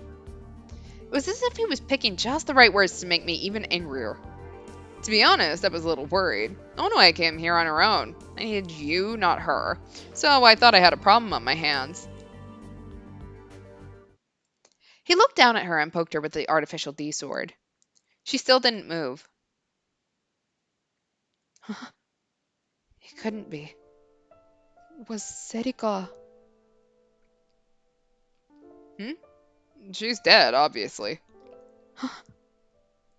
Funny, ain't it? He seemed to say. Even when I put her under mind control and had her fight you in her delusions, she put her D-sword away. And didn't resist right up until the moment you killed her. It's amazing how much she cared about you. He kicked her hard enough that she turned over. Stop it. You, though, you were amazing. You were consumed with rage over losing Nono, and I just gave that a little boost. Then you killed her without mercy. It's amazing how much you cared about Nono, too. I could feel my whole body getting hot. Stop it! Don't say Nono's name! Not with that face, not with that voice! What the hell are you thinking? Huh? The way Dad's expression didn't change at all only made me madder. Did he really not understand? We'd all lived together for years, right? We'd come here as a family, hadn't we? Yuto and Uki are worried about you. Oh, what? You haven't told them yet? Yui always trusted you, and Nono. It started with what you said when I was helping Takaru with his physical therapy. You're doing a great job for someone who hasn't gone to school. I'm impressed. I'm sure that's just the way a father is. I love the rules you made for our family. Thank you. Please don't drink too much. She believed in you. She thought you were part of our family. So what are you thinking? My words echoed off the walls of the theater and came back to me again and again. And then I realized that I was the same way. I believed in Dad too, from the bottom of my heart. But he...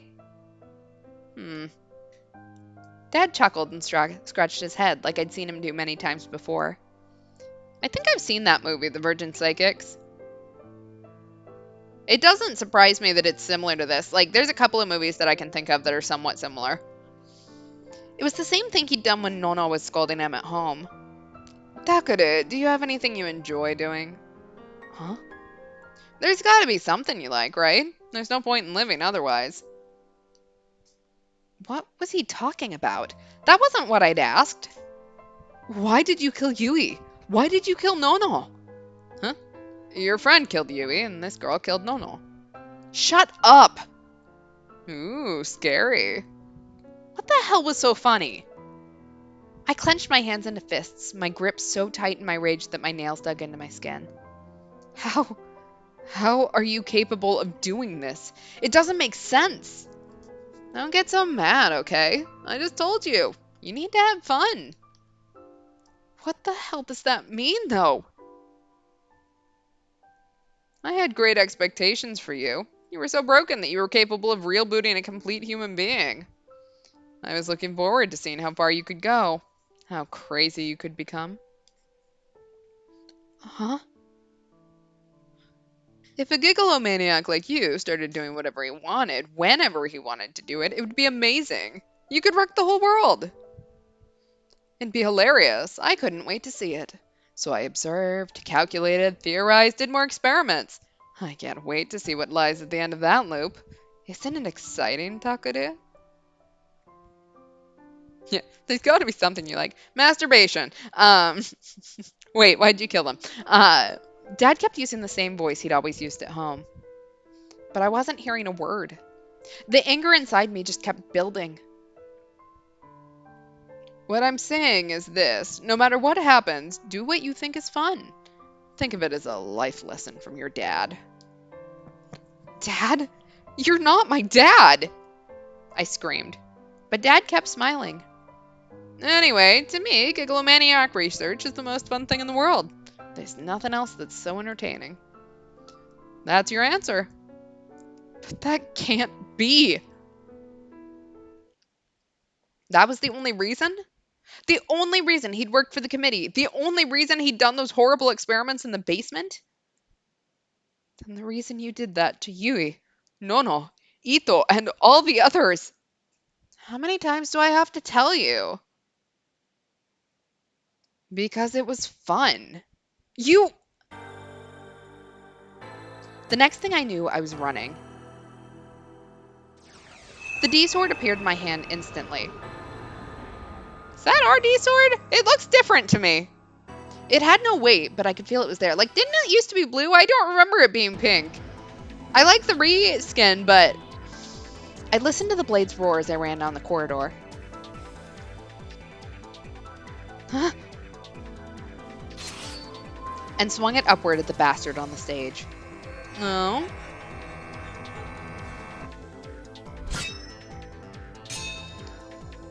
There was a high-pitched noise and a brilliant light, and I stopped.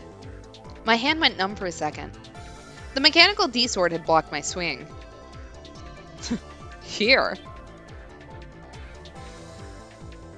Dad's muscles bulged like thick ropes as he swung his giant D-sword down at me. Huh?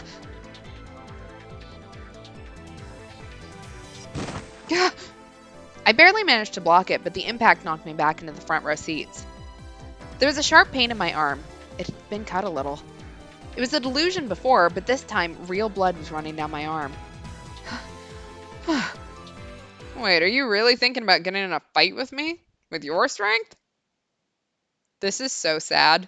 This man drinks so much, and we're still going to lose to him. We're a teenager. Supposed to be in our physical prime. Huh. Dad didn't move a step. He raised the giant D-sword onto his shoulders. His huge body was at least 185 centimeters tall, and he towered over me from the stage like a wall. Well, I guess I can play with my son every once in a while. It's not fair to give the girls all the attention. Come on up. I do wish we had more than a single corpse for an audience, but what can you do, huh? Then he kicked Serika's unmoving body once more.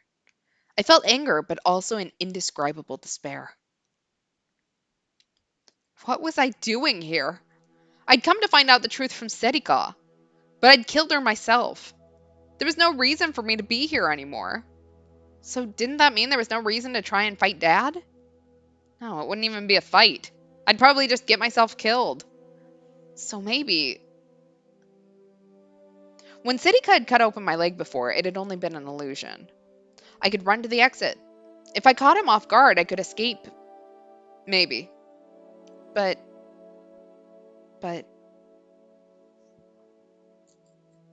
Damn it all. I went forward. I hadn't done any real exercise since my physical therapy 6 years ago. A vision of Nono and Yui flashed through my mind. And for some reason, I saw Serika smiling, like she used to do when we were in the newspaper club. What's wrong? Come on up to the stage. The audience is getting bored. When I looked at him, I suddenly had an idea in the corner of my mind. I remembered what he'd said, that the machine on his back was what gave him his power, that he was an artificial Gigglomaniac. Then what if I could get rid of that machine? I might be able to do it. No, I have to do it. I stood and climbed up onto the stage. The lights shone down upon my head. I could hear a non-existent crowd screaming for my death from the empty seats. I mean, in theory, I guess we could make a new Serika, assuming that we survived this. Because in theory, a Gigglomaniac could do anything. So, In theory, if we could figure out how to do it, we could make a new Serika, and possibly figure out how to make one that isn't a mass murderer. I readied the D-sword. My hand still felt a little numb. Hey, looking like a hero, Takuru. Good stuff. I took a step to the side, trying to look as natural as possible. If he's gonna use his D-sword... By moving to the side, I was able to see part of the device on his back. Huh? I hit him with my power as hard as I could. Huh? Dad heard a noise behind him and turned around. I had a clear view of the machine. Now! I concentrated harder and hit him with more of my power. You asshole! Dad howled like a wild animal and swung his D-sword. But I didn't stop. As long as I can destroy that machine.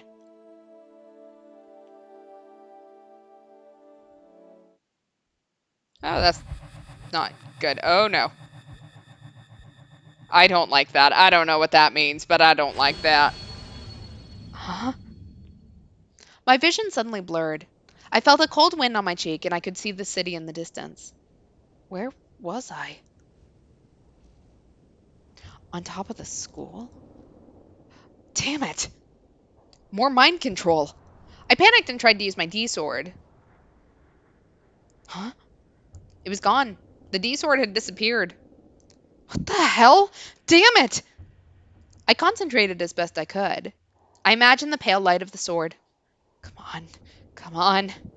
I couldn't see him or sense him. But Dad was probably right in front of me with his huge D-sword. But I couldn't make my D-sword appear. I couldn't see it. I couldn't find it. It was always supposed to appear when I imagined it. What did you want to talk about, Non? Huh? Serika was standing there on the roof. And so was... Don't try and fool me. With your power, you know exactly what I want to talk about. Right, Serika?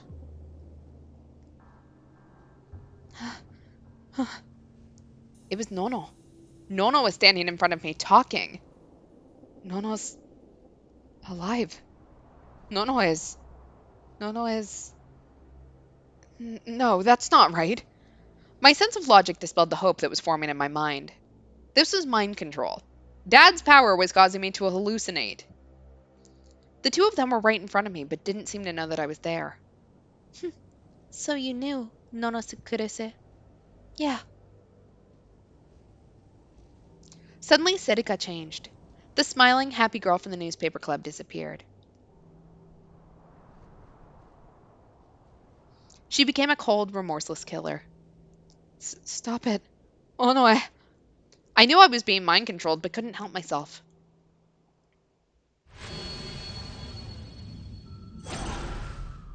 I felt a cold chill in my heart, and all the hairs on my body stood up on end.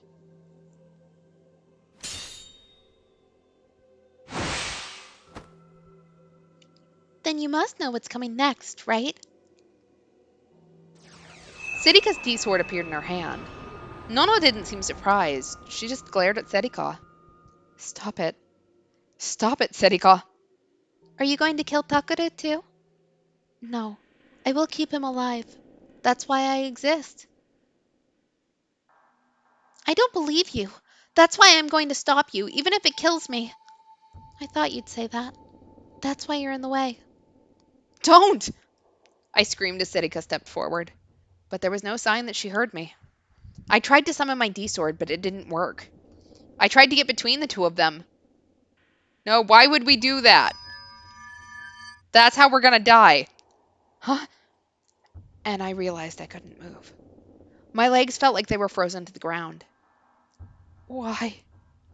Why? But my head was clear. I couldn't let this happen. I knew I had to stop it, but...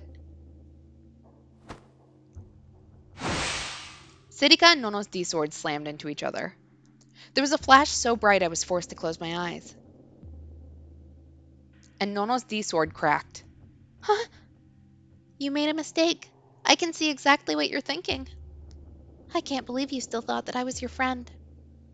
Sirika kept going forward. There was no hesitation on her face. No, don't! No matter how much I screamed, they didn't hear me. I couldn't move. Sirika crossed right in front of me, carrying her gigantic deadly weapon. There is no friendship within me. And in the next moment, Takuru, I'm sorry. huh? It felt like Nono looked at me.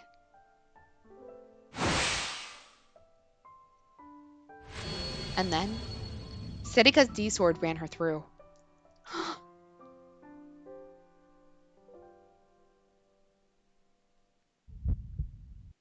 Look, I would be all for dual wielding, but also it would be so lost on us. I don't even know how we look when we hold our current one, and that was made for us, so.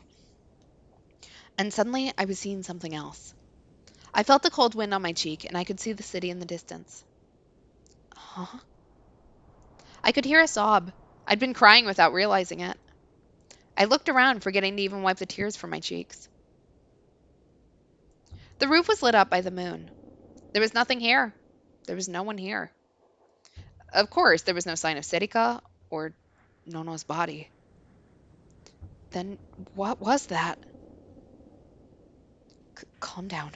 Calm down. It was all mind control. All just a hallucination. It was a fake vision that my dad had created. That's right. It was just like a movie. It had to be. Nono died at Serika's hand. Serika had killed Nono. That had really happened. I'd seen it.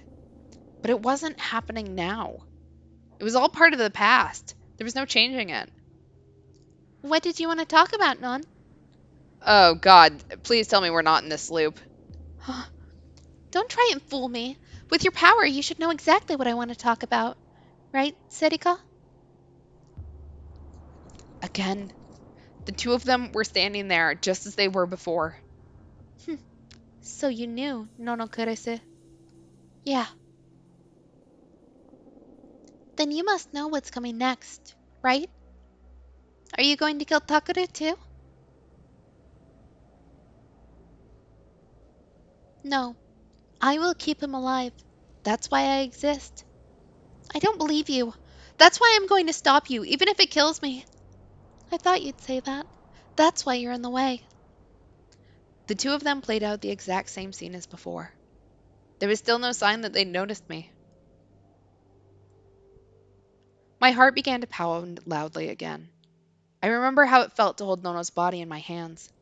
The smell of her blood, and the way the warmth drained from her body. And the way her eyes would never look at me again. Calm down, I tried to tell myself that again and again. This was part of the past. Screaming wouldn't change it. No.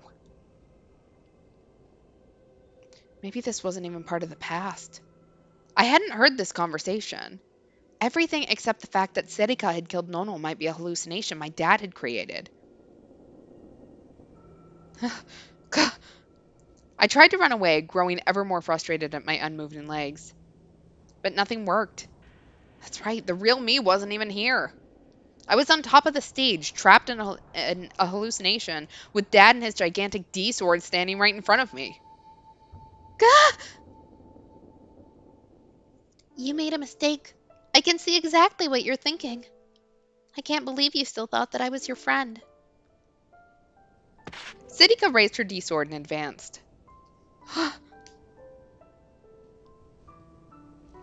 It was coming back. I never wanted to go through that again, but it was coming back. I looked away. No, I tried to look away, but my head wouldn't move. I couldn't take my eyes off of it. Nono looked at me. Takuru, what are you doing here? What?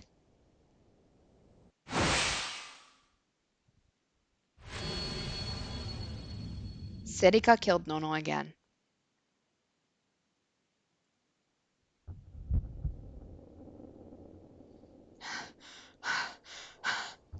And then I found myself back at the beginning once more. If this is not emotional damage, I don't know what is. On the cold, moonlit roof. I wrapped my arms around my body tightly, trying to warm myself against the freezing air.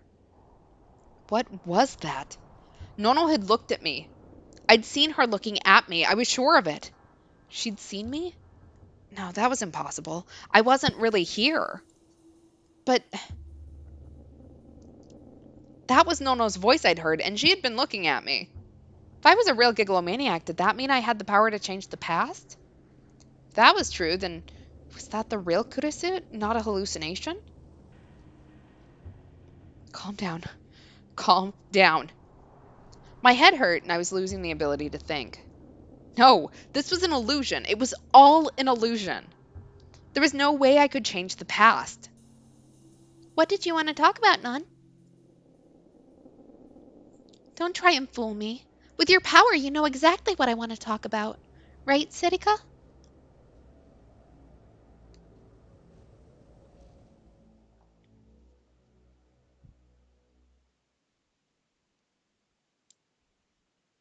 On my third time seeing the exact same thing, I finally closed my eyes. Stop it. I don't want to see Nono die anymore. I put my hands over my ears to block out the sound. But I could hear them speaking the same words. The last conversation Nono would ever have flowed directly into my head. You made a mistake. I can see exactly what you're thinking. I can't believe you still thought that I was your friend. There is no friendship within me. I didn't have to look to know what was happening. I knew the expressions on their faces. I knew the looks in their eyes. The angle that Serika held her D-sword at, and even how she was going to swing it. I knew it all.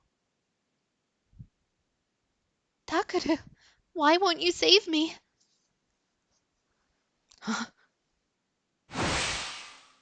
I felt warm blood splash onto my face the second I closed my eyes. There was no time even to scream.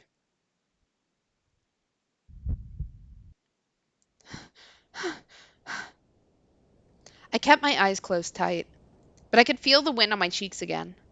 I was stuck frozen on that roof again. The muscles in my face had tensed up. There was nothing funny happening, but I was letting out a noise that sounded like laughter. My teeth were chattering. What did you want to talk about, Non? Don't try and fool me. With your power, you know exactly what I want to talk about. Right, Serika? I covered my ears, but their words went right into my brain. I didn't know how I could possibly be any more confused. What was that? Why was Nono in front of me?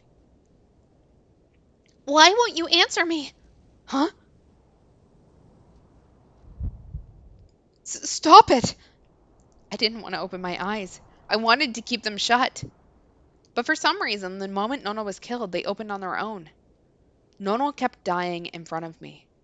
Nono had taken care of me and kept me safe before I'd even woken up from my coma. From my perspective, that was before I'd even known her. She was a part of my family. She was the only big sister I had. And she kept dying over and over. Why do I have to die? My head hurt, but the pain didn't even work as an anchor to keep my mind connected to reality. This Nono was a hallucination. I knew that. But the words she said were ripping apart my mind. Why didn't you save Yui? Why did you try and solve the case at all? Nono looked at me and kept asking. Were those her last words before she was killed? Her dying screams? Her final message? No more. I don't want to see her die anymore. Please, stop it! My eyes were closed, but I could see her death repeated again and again in my mind. The D-sword running through her chest, the blood everywhere, the tiny sound coming out of her throat like air leaking from a bag. Her blood was hot when it landed on my face. It didn't have that metallic smell, but it was hot. I couldn't tell anymore. Was this really a hallucination? Maybe this was the real Nono. And maybe this is what she'd really thought. Why didn't you save me? Why didn't you save Yui? Why did you try and solve the case at all? I told you not to do anything dangerous. I told you not to get revenge. It's your fault. Ah! I heard a sound somewhere. It was the sound of something snapping. I didn't want to see anymore. I didn't want to hear anymore. Didn't want to feel anymore. I closed off my mind, wanting nothing more than that. Come on, don't go into your shell now. I'm sick and tired of seeing you stop moving because of guilt. I heard a voice from somewhere speaking directly into my head, but I held my hands over my ears anyway. I didn't want to hear anything. Fine. I have to make it so you can't stop then. You ever heard of Woodburn Heron? Anyway, see you in a month. Have fun breaking. And then, like a computer monitor being powered off, everything disappeared.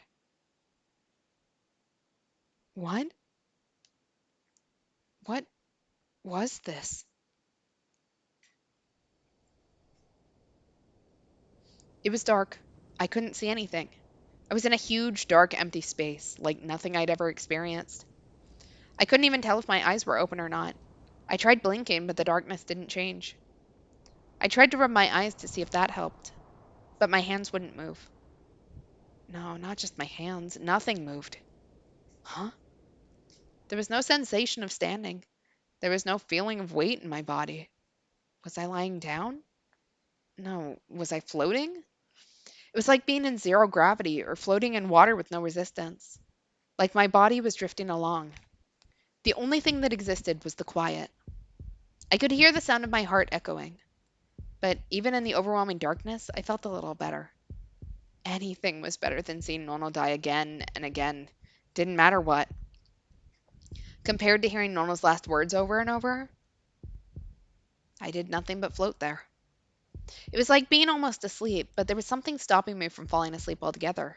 It felt weird and unpleasant. I tried to at least do something about the floating, but there was nothing to grab onto, nowhere to stand, and my body wouldn't move. I wanted something solid. I tried my best to find it. Suddenly I realized, where was I? What was I doing here? Huh? No. No! This was more mind control. This darkness was another hallucination. I tried to scream and wave my arms, but there was no sound and no movement. If I couldn't move, I at least wanted to feel something with one of my senses. It could be a bright light, screaming, even pain, an awful bitter taste, or even a horrible smell.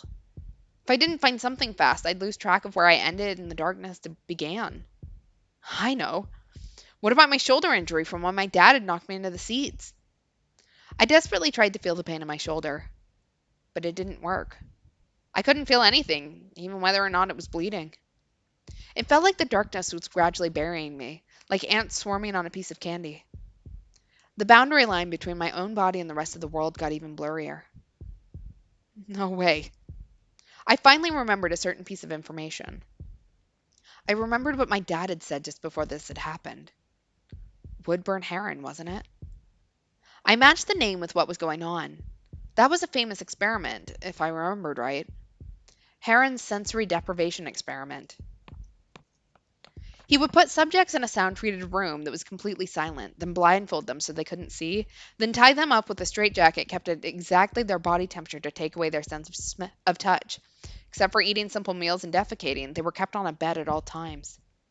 The experiment he'd done was to see how long they could last. The results had been far less than what he'd expected. The most any of them could endure was 2 to 3 days. The worst ones would complain of disturbed thinking after only a few hours.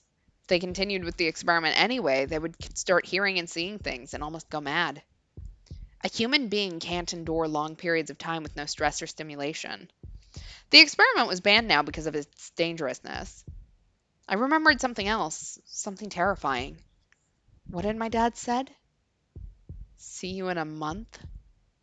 I was supposed to spend a month like this? I screamed, but I couldn't hear my voice. The first change was to my sense of vision. It was after about 2 days had passed, by my reckoning. It would have been about dinner time. I wasn't sleepy or hungry. At some point, I just began to count numbers. 1 second. 2 seconds. It was meaningless, but I felt like I'd go mad if I didn't do something. When I'd just about passed 100,000 seconds, the darkness in front of me suddenly began to shine. What? Who's there?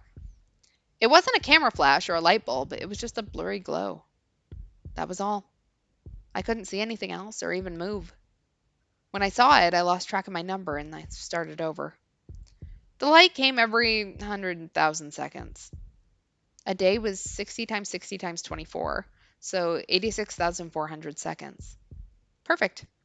I decided to round up and call each 100,000 seconds a day. When there was no light, I was bored. I wished so many times for something to happen. Someone come here. Even Dad, I didn't care. I'd rather be fighting a battle with the D swords that I knew I couldn't win. No, actually, I'd rather be stabbed with a D sword. I wanted to feel pain. I thought that when the light came for the 30th time, I could escape. Because that would mean a month had passed. A month was 30 days. But nothing happened. The light just kept coming at the same pace as before. When the light came again after 30 days passed, I stopped counting how many times it had come. I stopped counting to 100,000 too. What's the point of counting anyway? You're going to stop counting? No. I heard that clearly. I started hearing voices sometimes when I neared the 30th appearance of the light. Are you just going to die like this? What's Miyashita Park like? Hey, Miyashiro, how do you know Gen? Adios, gracias. Why did you leave me to die? You idiot, are you just going to die here? The newspaper club is just getting started, right? Tell me, why didn't you save me? It hurt so much when I died. You ever heard of Woodburn Heron? The voices came and disappeared without listening to my responses. I at least wanted to see their faces. I was already starting to forget what everyone looked like. Maybe if I saw them again, I could stop the darkness from swallowing up all my memories. I'll let you out of here. I'll go kill Dad for you. Really? I tried, but it didn't work. I couldn't do it alone. Should we help? Really? You'll do that for me? Don't underestimate the power of a teenage girl. Adios, gracias. Wait. What's wrong, Brother Takure? No, Don't tell me you're lonely all by yourself. Give me a break. That's not true. Of course I'm not lonely. No, I wanted to tell you to be careful. Dad's power is... What was it again? What's wrong? Where's Sakuma? I can't go kill him if I don't know. Tell me, you're wasting time. Huh? That's strange. He should be right there. Huh? There? Where's there? Takure, have you ever heard of Woodburn Heron? Don't you know I'm a right-sider? Of course I know. He's the guy who came up with the theory that a day is 86,400 seconds. Huh? Amazing, right? I was slowly breaking and melting away. Suddenly, I felt something stabbing me somewhere. It was the pain I'd been longing for, but I didn't care anymore. I was just tired of it. I'll kill you. No, please don't stab me. Why? I don't want to die. Why? Because it hurts. You aren't feeling any pain. Takure, are you really there? Nono kept stabbing me as if she was trying to find out where I was. When that sound finally stopped, I heard a wet slopping noise. I could tell her hands were jammed inside my body, rummaging through my guts. I could imagine the blood. But Nono was right. I didn't feel any pain. That's strange. It hurt a moment ago. Nono, let me see you. I'm sorry. You can kill me if you want. Why? Because I want to see you. I want to see anybody. I'm lonely. Nono? Nono! Why? Why did you leave? No. Wait, was that really Nono? Was that Nono's voice? Did she really talk like that? Wait a second. What was Nono's last name? That orphanage. I was blanking out on the place's name. There were two sisters there. And what were their names? Or wait, was it a brother and a sister? Everything was turning black. Who was that girl who always told me not to lie? Who was the one in the white lab coat? The one who didn't talk? The one who always seemed scared? Who'd been stabbing me a moment ago? You don't know? You're a terrible person, aren't you? Shut up. Shut up. Suddenly, the noises started to bother me. I didn't want to be criticized by these people when I didn't even know their names. Please, somebody. Somebody kill. Ow. I was surprised by a sudden fierce pain in my head. Thud, thud. I could feel the blood flowing into my head. How many months it had been since I felt pain so clearly like this? No. How many years? Or maybe decades. How long are you going to keep doing that? It hurt a lot more for me. I said shut up. All of you, shut up.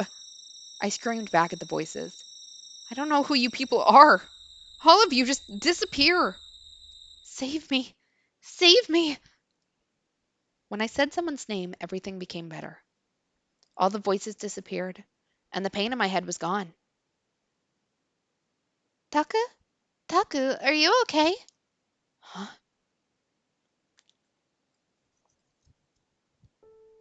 You're not hurt. Nope, you're good. She was right next to me, as if that was the most natural place in the world for her to be. Onwe, what are you doing here? Huh? I'm always by your side, Taku. That was impossible. When my dad used his mind control on me, I'd killed her. That's right, I remembered. Dad had used his mind control on me. In the theater cube at the Hikario. So this was all just a delusion of mine? Yep, just like old times, huh? Siddika laughed. I didn't know why. So, how do you like it? What? Mind control. How's it feel? It's pretty rough. Yeah, it looks pretty comfy. You don't get hungry either, right? Siddika looked around into the empty void. She was acting like she'd just come over to check out a friend's new house. Listen, you'd know how much it sucks not being able to move if it ever happened to you. Sure. I don't think I could handle it. But you went through that during your physical therapy, right? When I tried to move back then, I felt pain. Even if I wasn't moving, it felt like I was trying to move. Is that how it works?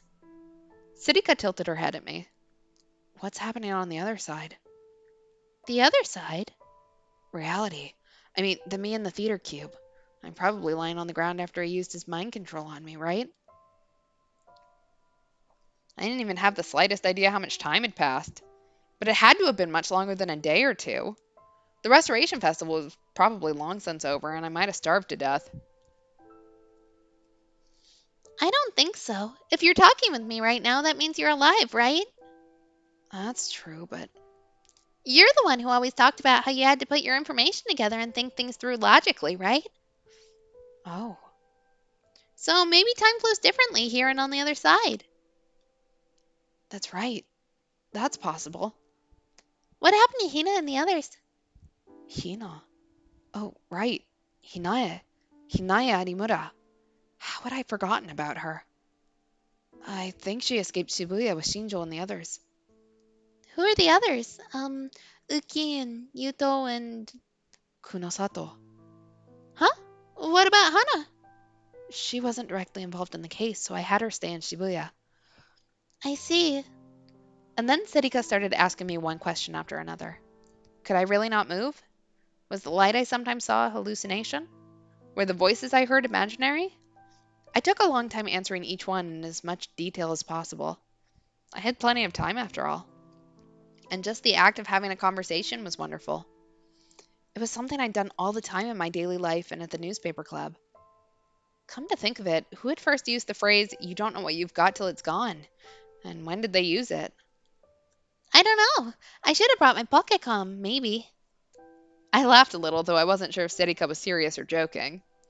Each time I would answer one of her questions, Siddika's expression would change. She'd laugh or get mad, and sometimes she'd even try to correct me. She really did seem like a normal person, but What is it?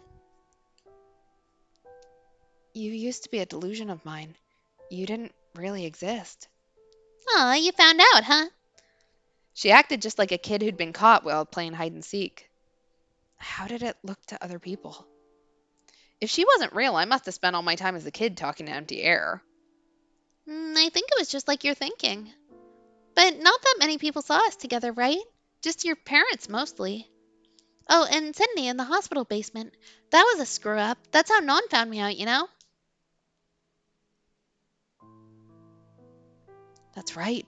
Serika and I spent almost all of our time in my room. I'd never been to her house. No, according to Kunosato, her house didn't exist. You should have told me. I couldn't do that. She laughed, but she seemed a little bothered. But what about that one time? Hmm? The Shibuya earthquake. Oh, I remembered carrying Serika through the hell that was post-earthquake Shibuya. But if she'd only just been born when I'd had that headache, when I was in the Yoyogi shelter, I hadn't really been carrying her on my back at all. Only then did I remember why I was here. It wasn't to talk about old times. I don't know, but maybe you just seemed a little off? Not much worse than that. I was unconscious, so you didn't really talk to me much. And with everything else going on, I don't think anybody cared if you were talking to yourself or walking a little funny. Huh? Taka? Huh? What's wrong? Nothing. If I could have moved my body, I would have been looking straight back into Serika's eyes. When I created you, what did I want from you? You know, I'm not sure. She didn't seem surprised or upset at all. I only know what you know right now. And only the me in the real world knows the answer to that. Yeah, that's right. The Serika in front of me might look alive, but she really was just a delusion of mine. So she wouldn't know anything that I didn't. I'd created her again to help me get through this torture. She was just. Oh. Huh? And when I realized it, I was disgusted with myself. I felt so pathetic that I wanted to cry. How could I be so shameless? I killed the real Serika. Even if it was a trap created by my dad's mind control, I'd still killed her with my own hands. She'd almost killed me, and I'd lost control and killed her instead. I'd torn open her stomach injury, then strangled her. Saying I'd been mind controlled was just an excuse. The rage and desire to kill her I'd felt had been real. Even without the mind control, if the same thing happened in reality, I'd do it again. I'd kill her. But Onoe was different. Even when the imaginary me tried to kill her, she'd chosen to die rather than resist, unlike me. But then I'd wished for her again, just like I'd done during the Shibuya earthquake. And I'd come to her for help, again. I couldn't handle the darkness on my own, so I'd created her. I could not imagine a worse person than myself. You shouldn't let that bother you, you know? I'm having fun. Enough. Stop it. If you hadn't called me here, we wouldn't get to talk. Don't tell me exactly what I want to hear. Come to think of it, Serika had always been like that, ever since I was little. Even when I was neglected, she was always jealous of me. She always made me think that I was better off than she was. Whenever I wanted to show off some new piece of information I'd learned, she'd always act interested. She'd pretended to be a stupid girl so that I'd always get to think of myself as a right-sider. I'm sorry. I'm so sorry. I'm really sorry. Taka, Serika looked hurt when she saw me apologize. why don't you understand? You don't have to apologize. This is what makes me happy, She seemed to say. But she only looked that way because I wanted her to. My ego and desire had created the role of a kind-hearted young girl that she was forever forced to play. The two of us were like that for a little while. I kept apologizing, and Serika seemed to not want to hear it. Eventually, she spoke to me like a mother scolding her child. But Taku, that doesn't mean you can forgive me. What? I killed Non, right? But the reason may be my fault. No, it wasn't a maybe. There had to be something. Something connected with me. But I'm dead, so you can't ask me now, right? Serika was right. No, I was forcing her to be right. So then, Of course, I knew what she would say next. Serika's voice became a light, the one thing that lit up my path in this dark world. what do you want to do, Taka?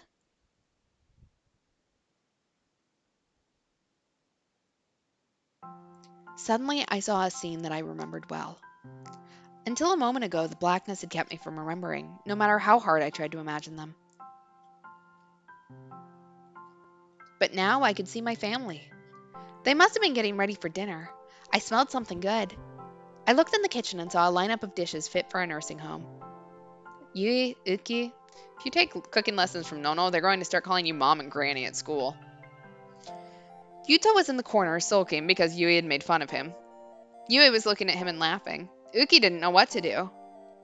Nono gave Yui a brief scolding, but she was smiling while she did it.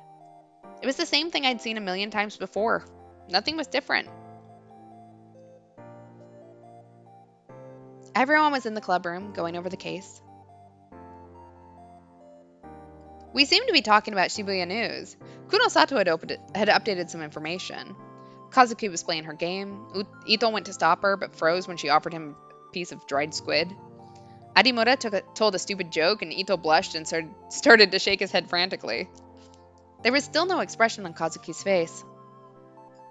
This was another scene I knew well. But this world was never coming back.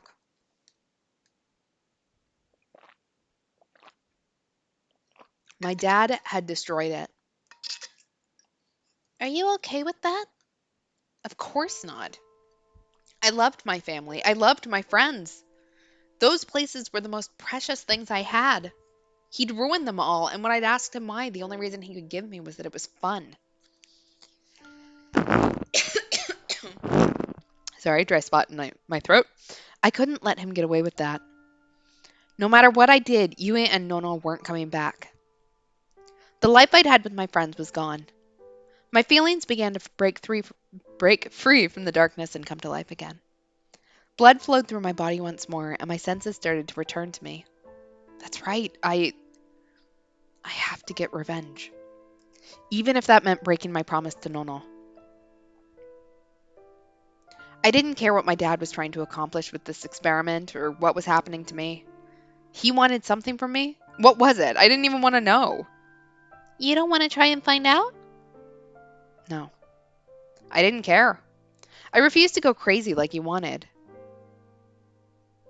Huh, that's not like you.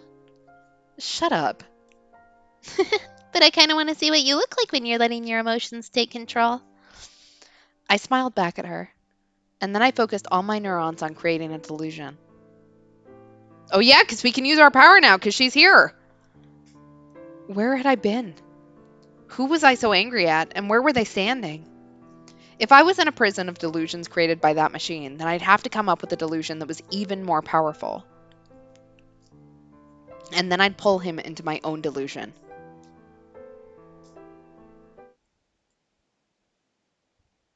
The way I remembered it, it was like this. Wasn't it a little brighter? The lights were shining down on the stage, right? Yeah, well, you know what? Yeah, Nono said no revenge, but also she's dead, so she's not going to stop us. So, it's not great, but it is the reason why it's apparently our new reason. I don't know, man. Were they? Yeah, I think about this much. Oh, but a bit closer. Closer, huh? How about this? Okay, those long hours with the camera really paid off, huh? Siddhika walked around the stage, checking to see if there was anything I'd missed. She must have been satisfied because she nodded several times. Is the place you're standing okay too, Taka? If I'm still where I was, then yeah. What if you aren't? I'll come up with something when the time comes. There's no sure way to do this, you know. Siddhika pretended to be impressed with what I'd said. I laughed at myself, too. Was I really the type of person who was brave enough to do something like this? I used to think that risky decisions weren't courageous but stupid. I used to think that courage was just a word people used to hide their stupidity. Oh, right, Taka? Hmm? Don't try to avenge me, okay? What? You have to get revenge for none, but no taking revenge for me, got it? That's... Just listen to me. The only person you're allowed to think of when you do it is none. Got it? I'm sorry. And thanks. Those were the only words I could come up with. I didn't know what else I could say. Come on, Taku, get a hold of yourself. Otherwise, why did I come here? Sirika pouted a little. It was the same thing she used to do in the newspaper club. I tried to stop my tears from welling up again. I'm fine. I'm in control. Have I ever not been in control? Well, there was that one time, or the other time, and then... Stop counting them on your fingers. She laughed. And then she looked right in my eyes. You'll probably only have one moment where he's off his guard when you come back. So your chance... One chance is plenty. That's right. I would only have a few seconds in the world of my delusion. And a few seconds when I got back to reality. I'd probably have less than 5 seconds in total. If he'd been researching psychics for as long as he had said, he'd noticed what I'd done immediately. So I'd only get one shot. If it didn't work, he'd kill me this time. Sirika looked relieved when she saw my resolve. And then she smiled and started to fade away as if her job was done.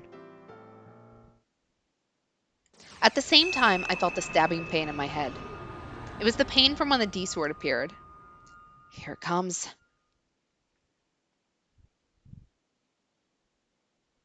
This'll be a risky bet, okay?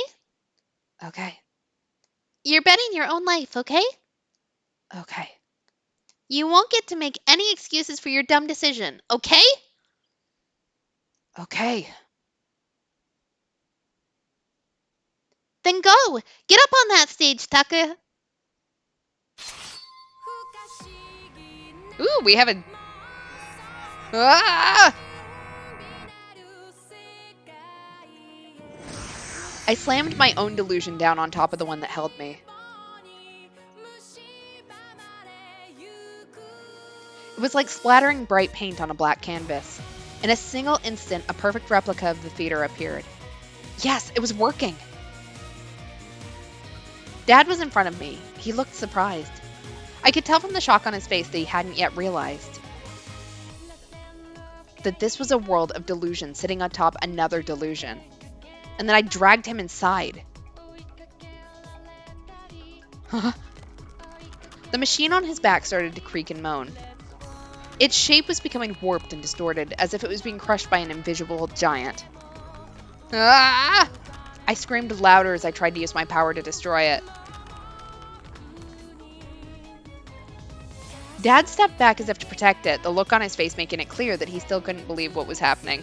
I do not know if the music will need to be muted. I don't think I can, though. Let's see. That's a good point.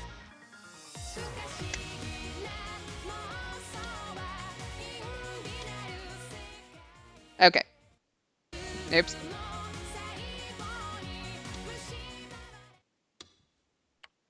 Okay.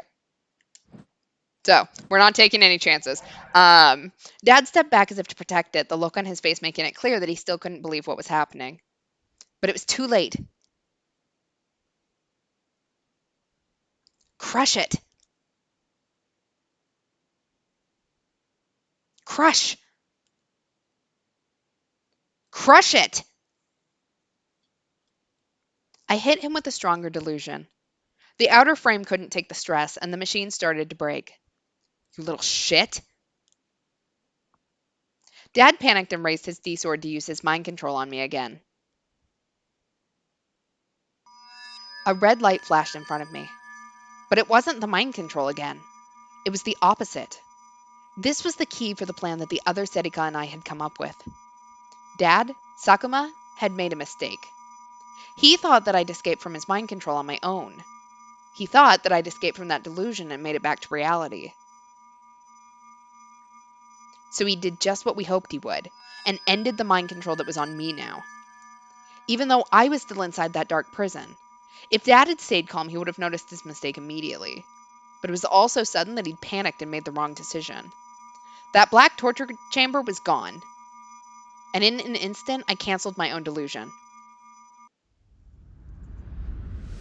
The bonds that had tied me in place were gone. My senses came back and told me that this was reality. The pain of my injury, the smell of blood, the taste of blood, the feeling of the D-sword in my hand, Dad howling as he stood there with his fake sword raised high. But just getting back to reality wasn't good enough. I only had a few seconds, probably. I needed to destroy the real device before he figured out the trick. Run! I forced my aching body to move and ran at full speed towards my foe. I lowered my body as I ran and held the D-sword ready. Ah! A new attempt at mind control came at me. I could feel it trying to scramble my brain, but I wasn't stopping. I couldn't stop. I bit down hard on my lip and used the pain to check my five senses. You're still okay. Don't stop. Run. Keep running. Ah! I swung the D-sword down at my father. Dad tried to dodge it, but that was just what I wanted. He ducked low, and I could clearly see the device on his back. I slammed the D-sword down onto it hard before he could move.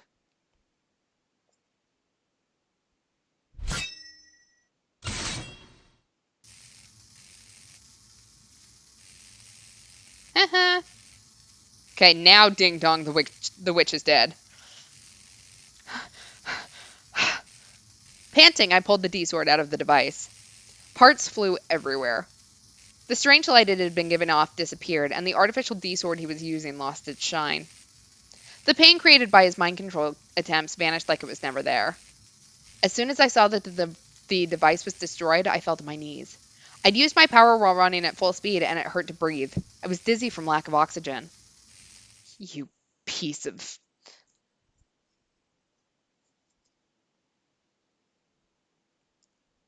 Dad's mood suddenly began to change. He seemed to realize what I'd just done. The smile on his face vanished, and instead of anger, there was no expression at all. Do you know how hard I worked to get this thing put back together? I'd never heard him use a tone like that before. Takure? What? Why didn't you break? Why are you still alive? Why are you still sane? There's no way you could have endured that. I know I locked you in there for 30 days. Did I screw up? No, there's no way that guy could do it, and I couldn't. I used the D-sword as support to help me to my feet. It was fine. I could move. I could move just the way I wanted to. I was sure of it. I'd made it back to reality. Answer me. How could you move? I readied the D-sword again without saying a word. There was still no expression on Dad's face. I see. Her, huh? So that's it? I looked down. Sedika was lying there, looking like she was asleep even though she was dead. Dad's anger vanished, and instead he started to speak like a scientist observing a guinea pig. That was even creepier somehow. So, your imaginary friend was enough to get you through it, huh? I didn't see you going to the person you just killed for help. Damn it. Now that's no fun at all. Dad raised the now dull D-sword and came towards me. It was no longer an artificial D-sword, but it was still a giant metal blade. Even without his powers, it was more than capable of killing me. I stepped away from him, my own weapon at the ready. It felt like if I looked away from him, I'd be killed. I told you to go mad, didn't I? Didn't I? Ah! The iron blade suddenly came down.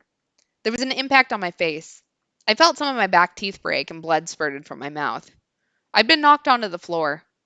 I swung the D-sword in my hand frantically.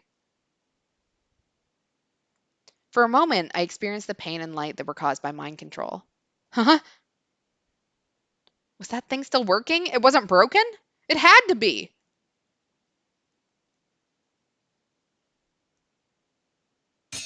I dropped the D-sword in despair. It vanished. But the mind control never came. My attack a moment ago had damaged it. It's really broken. You goddamn kid. Huh? Sakuma's iron sword struck me on the left leg. An indescribably awful pain ran up my spine and smashed into my brain. I should have just used the mind control to put you in the torture room from the start. Maybe I'll torture you for real right now. How you like that, huh? I would not like that, thanks. Ugh! It hurt. The pain was unbearable. Was this plan stupid after all? Was there no way to win? Take this. Ugh. No, there's nothing new to be learned by driving someone mad with pain. What had happened to my leg? My body? Were they still there? I couldn't move, just like in that black prison. Maybe I'll kill them all in front of you then. Huh? I could hear those words clearly, even as my whole body screamed from pain. They're probably still in Shibuya, right? The instant I understood what he meant, I forgot the pain coursing through my body. Yeah, that's right. The more important they are to you, the better it'll work. Ah! He kicked me and I rolled along the ground. Then he started to walk away. Wait! Wait! My throat hurt as I screamed. It was frustrating how I couldn't even speak. He was leaving. He was going somewhere. Where? Where else? To where they were. He was going after the people I loved. I won't let you go. I tried to stand up, but the leg he'd struck wouldn't move and I fell to the ground. I hit my face on the floor. My left leg wouldn't move. Was it broken? It was the one place I didn't feel any pain. Damn it! My body wouldn't move. Why? I'd finally made it out of that darkness, right? I couldn't just let him go. Move! I don't care what moves! Move! Move! He was going to kill them right in front of me? Kill Arimura? Kill Uki? Kill Yuto? Kill Kunosato? I wouldn't let him. I love how Shinjo is not ever a part of any of these lists, but Kunosato is. I wouldn't let him do it. As my vision blurred from the pain, I saw Setika's body lying on the ground. You have to take revenge for Non, but no taking revenge for me. Got it? I won't let you, I howled.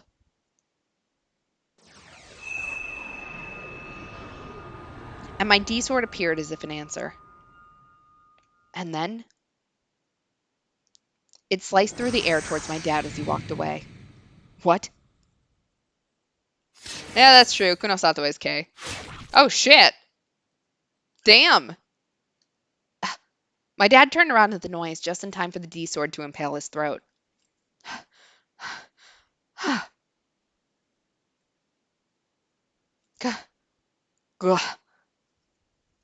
Yeah, you're not saying much more. And then he slowly fell backward to the floor.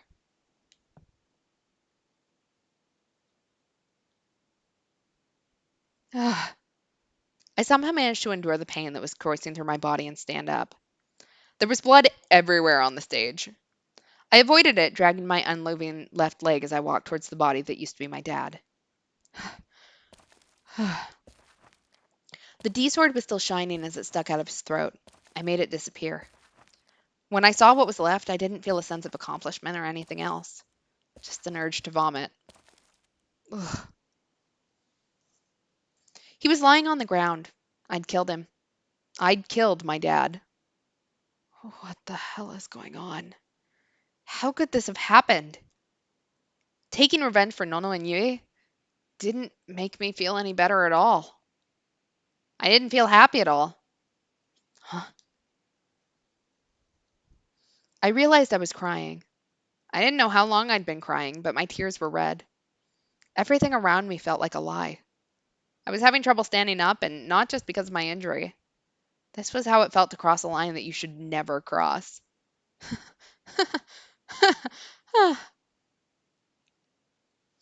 I tried to smile and forget my tears. What was I doing? Was this how it felt to break my promise to Nono?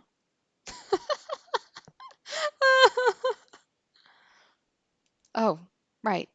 Serika. I remembered the real reason I'd come here. There was something I wanted to ask her.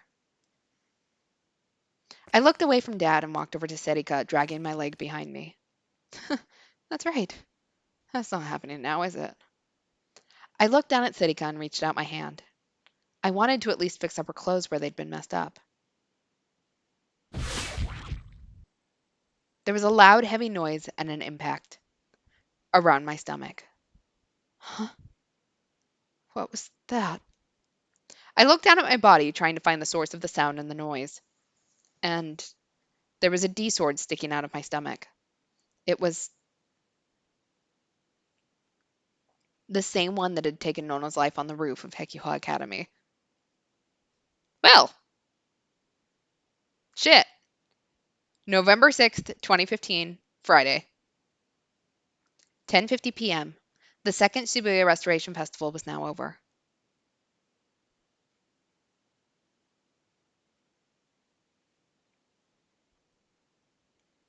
The murmuring among the crowd at Memorial Park started as soon as the ward mayor finished his speech. Some people headed straight for the station, glad to be done. Some people were so moved by the speeches given by the victims that they stood in front of the memorial, wiping away their tears.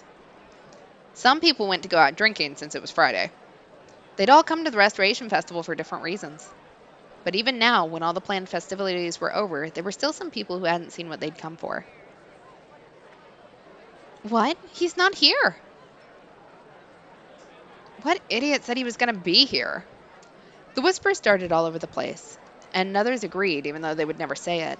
They all looked around with searching eyes. Everyone was looking for Takeru Miyashiro. The same time, Shibuya Scramble Crossing.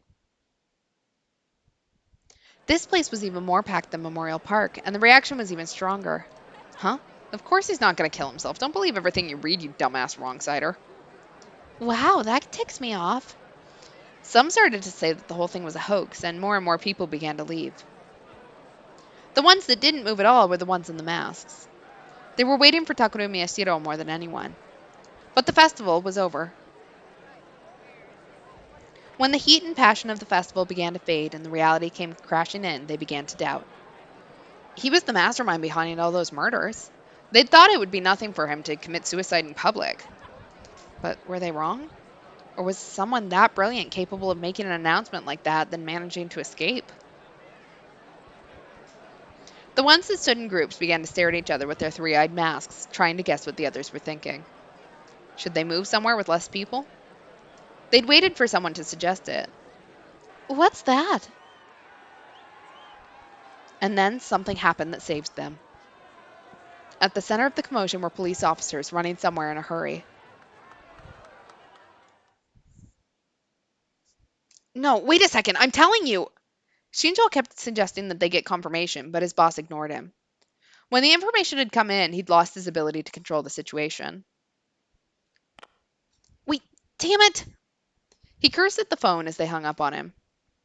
This was bad. This was really, really bad. What's wrong?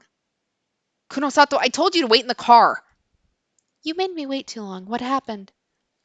Shinjo looked at the time. It had already been 10 minutes after he'd gone back to Alba Dorm and gotten everyone into the car. There was an anonymous call. They know that Miyashiro is at the Hikario. What? It was probably the first time he'd ever seen her go pale. Who told them? I don't know. HQ insists that it doesn't matter. Shinjo had repeatedly asked for a source, but it didn't help. From the way his boss had been acting, it was possible that they didn't even know where it had come from. Our officers are on their way to the Hikario now. What will you do? Now that the police knew that Miyashiro was at the Hikario, there was no time to go to Akihabara and back. He had to be there. It was his job. He was the detective in charge of the case. And if Miyashiro was going to be arrested, he was the only one who could help. But getting the kids from Alba Dorm out was something that only he could do. What should he do? He kept asking himself that. Go. We'll escape Shibuya on our own. What? But you don't know what's going to happen if you try. That's why he'd remained as a guard. I'll figure something out. Just leave the car. Huh? She couldn't mean... He had a bad feeling. Did Kunosato have an international license? Is this a time to be worrying about unlicensed drivers? Go! Listen... Suddenly his phone began to ring. This time it was from one of his men. There wasn't even time to think about it anymore. He prayed as he taught Kunosato the key. There are kids in that car. Don't do any crazy driving. Of course. Who do you think I am? Call me if something happens. If that doesn't work, run into any police box and give them my name. Shinjo ran off without waiting for an answer. Shinjo, Hmm? He turned around. Kuno Sato had a totally earnest look on her face as she spoke. the accelerator's the one on the right, isn't it? Exactly. Mio's license is just a paper that says I drive what I want.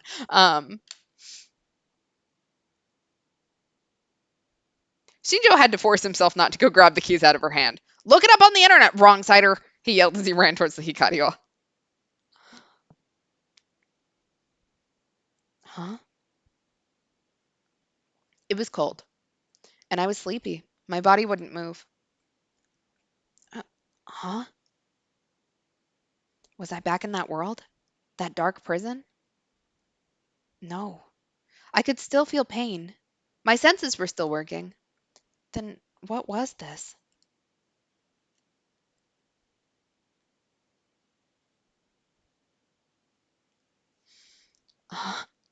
I remembered where I was. I'd passed out? Ah, my back. My stomach. I felt the warmth fading from my body with each drop of blood that I lost. But my wounds burned like someone was pressing a soldering iron up against them. And yet, for some reason, I felt sleepy.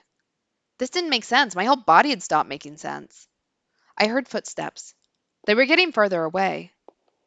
I forced my eyes to open and look towards the source of the sound. The first thing I saw was my dad's body, the body of the man I'd killed. Until a moment ago, he'd still been a person. And beyond him, I saw her through my blurry eyes. Onoe? She was getting further away. It was Serika. She was alive. She was walking. She had just put her phone in her pocket. She was walking across the stage. Probably she was heading for the exit high among the seats. She didn't look back. Why are you alive? It wasn't a hallucination. At least it shouldn't have been. No one was left who could use mind control. Wait, Onoe, wait! There's something I have to ask you. That's why I'd come. Move. Move, damn it. Come on, this was supposed to be my body, right? Why wasn't it moving when I tell it to? Siddika stepped off the stage. She made her way through the seats to leave. She was about to disappear. No, don't wait! Please, come on, move! Suddenly, I felt a familiar pain in my head. I obeyed my intuition and let it go. The D sword appeared in my hand. That's right, I could do it, just like I'd done before. Ah! I used my powers to fling the D sword at Serika. I didn't care if it landed at her feet or where it landed at all. I just had to stop her.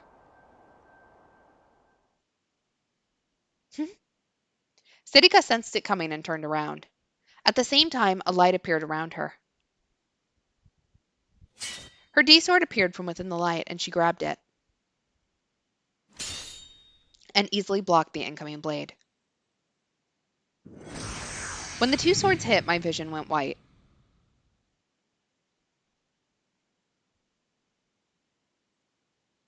You want me to use mind control on you? Yes. What? What was going on? What was I looking at? I've got a lot of questions, but can I start by asking why? I read Nonokuru's mind before I killed her. She left a letter behind. I see. How heartrending. So she knew she was going to be killed then. The police probably already have it. Sooner or later, Takura Miyashiro is going to read it, and when that happens, Miyashiro will be held back by her death and by what's inside. He'll try to do what the letter says. And what does it say? Don't try and get revenge. Give up on the case. Huh. If that happens, Miyashiro will stop for sure, and that's a problem for me. So I have to make him interested in something besides revenge or the case. I have to make him interested in me. That will cause him to act. Yeah? How do you know that? I know everything there is to know about Miyashiro. That's who I am. Hmm. So why do I have to use mind control? Because he'll have Hinaya Arimura with him. I want to neutralize her power. If the mind control causes me to believe the lie, it stops being a lie. Arimura will think it's the truth. And so will Miyashiro. Oh, the same trick we used with that Ito kid. Serika was talking with Dad. The vision was unclear, like it was wrapped in fog. But this whole thing's such a pain, though. It'd be so much easier to use mind control on Takaru himself, right? Hey, don't get mad. I want to minimize the use of mind control on him as much as possible. It damages the brain, correct? Yeah, but I'm gonna use it one more time at the very end. No way can I beat a Gigglomaniac without it. Just one more time. Got it? Got it.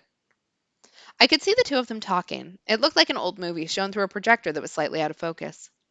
But I wasn't really seeing it. The vision seemed to be coming directly into my mind. Okay, next. What kind of mind control do you want? The script will work like this. First, you've lost contact with the committee and you want to get back in their good graces. Make me believe this lie. Second, you've betrayed me and are trying to make Takuru Miyashiro out to be the criminal in order to win the committee's favor. Make me believe this as well. Third, make me tell him myself at the appropriate time that I was the one who killed his parents. And finally, change the reason I exist. That's right.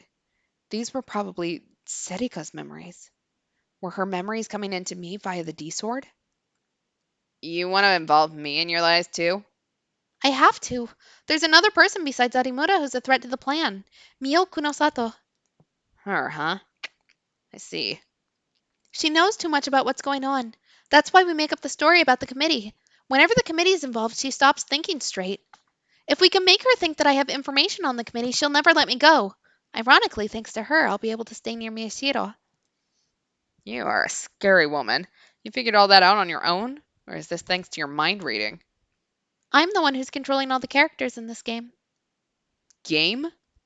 I remembered something. The theory I'd come up with in the newspaper club room. That it was like the killer was challenging me to a game. That the killer was moving people around like chess pieces. And that they wanted me to be the other player in the game. But once my dad identified himself as the killer, I'd given up on my theory. I thought that I was wrong. But maybe I was right? I see. A game, huh? I like anything that's fun. Though I don't like the idea of changing the reason you exist, even for a short while. You don't need to get involved. All you want is data on Miyashiro, on the true Gigglomaniac, right? I'll give you what you want. Well, that's true. Though I've said this before, the chance of Takuro's mind enduring what I'm planning on doing to him is 0. I picked this method of torture up directly from the guy who ran that basement facility under AH Tokyo General. Don't underestimate him. I've said that many times before as well. You don't mind if I break him, do you? We both decided you wouldn't interfere. If you didn't have that mind control device, I would have killed you first. Sounds fun. Want to try it? You scum. Oh, one more thing. Why do you need me to make him look like the killer? You just want him to solve the case, right? That's. My vision blurred. There seemed to be a chorus of buzzing inside my head. Yeah, I had the feeling when Mio was like lining up all of the pieces and then Serika basically went, "Yeah, you guys are basically right." Like something had to be wrong there. So I'm feeling like weirdly vindicated. But also fuck. This feeling. It was the same as when I used my power. The same as when I saw the D sword in the corner of my vision. Another vision came to me through her D sword. The him inside him speaks to me. I'm different from other people. Lots of people say that, but most of them are wrong. They're all wrong-siders who just don't realize it. I'm the only one who's different. Was this me? I survived the nightmare of the Shibuya earthquake, and someone killed my parents. The definition of special has something that clearly differentiates it from others. Few people have experienced these things. That's why I'm really special.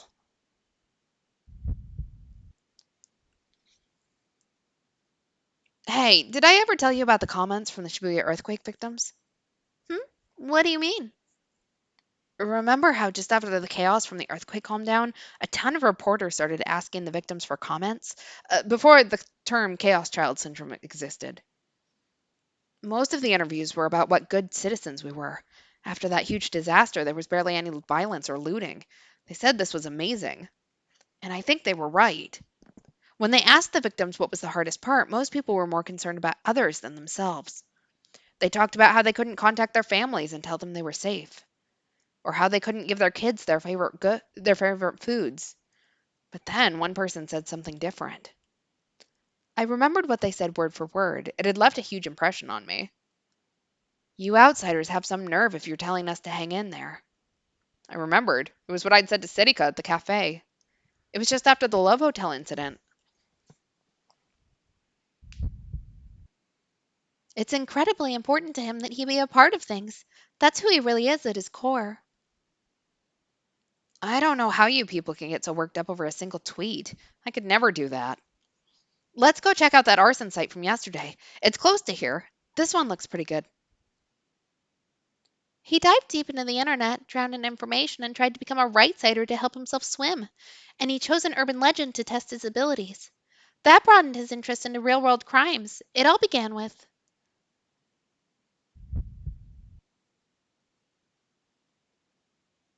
When we were in sixth grade, the New Generation Madness happened. That was 2009. It was like we'd gone crazy. Huh? What was this? This was me yesterday. How was Sedika's D sword reading my memories now? At first, we couldn't believe that something like that was happening in the city we lived in. We spent almost the whole day glued to the computer following the news. When something big like that's going on, if you take your eyes off the internet for even a few hours, you'll get left behind. We stayed up all night in shifts following the case. Sometimes we used our cell phones to read the internet as we actually went out to the crime scenes and took pictures. Sedika hadn't been real then, but she'd been with me anyway. More murders kept happening, and eventually they started to say Takumi Nishizo was the killer, but eventually that turned out to be wrong. Sidika and I were both very excited. He seemed so cool. Proving your innocence means getting the right information and shoving it in the faces of people whose information was bad, right? It seemed like the ultimate expression of what I was trying to do then, and I guess what I'm still trying to do now with the newspaper club. Sidika said he was amazing. I agreed. Well, that was an unfortunate thing to think. Oh, one more thing. Why do you need me to make him look like the killer? You just want him to solve the case, right? because that's how it was during the New Generation Madness 6 years ago. It ended with the person who was believed to be the killer clearing his name and solving the case. I know how obsessed you are with the New Generation murders. It was your idea to make all the dates match and have the people start calling it the return of the New Generation madness. The whole reason you patterned the murders off the New Generation killings and left the sumo stickers at the scene for Takuru to find was to let him solve the return of the New Generation madness, right? Then was the theory I'd come up with in the newspaper club room right? It was Serika who was manipulating the characters and setting up the game. And her real goal was me. You came up with the murders. Don't blame those 6 things on me. I have to at least test out my mind control a little or it's no fun. But we've already set everything up fine this far, right? Why does it have to end the same way as that old case? I'll say it again. Don't underestimate him. Huh? Takuru Miyashiro will keep looking. The reason he created me is.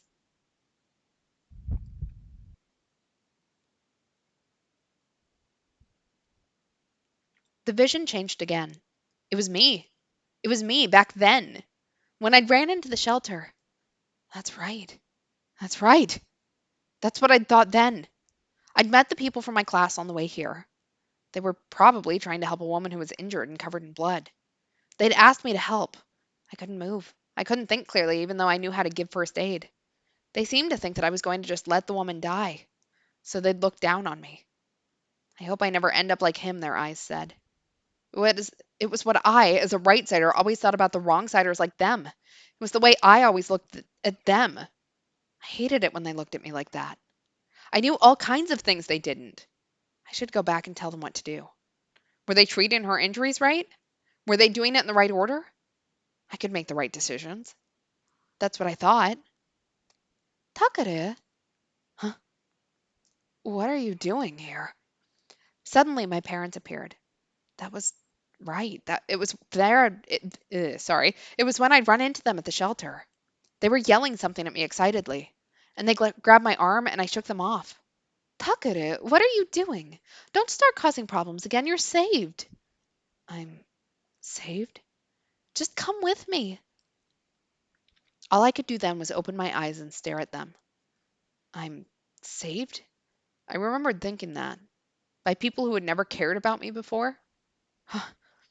I shook my arm away again. Saved? Me? Why? These people had always neglected me. Now they were going to save me? Why? Just when I thought that. Gah! I saw myself holding my head in pain. My nails dug into my flesh. But the pain didn't stop and I kept screaming inside. No, this isn't right. Those wrong-siders in the class never did anything good before, but they wanted to be good now? And they wanted to look at me like I was worthless? Ah! I could see myself screaming more. My heart and head felt like they were going to burst.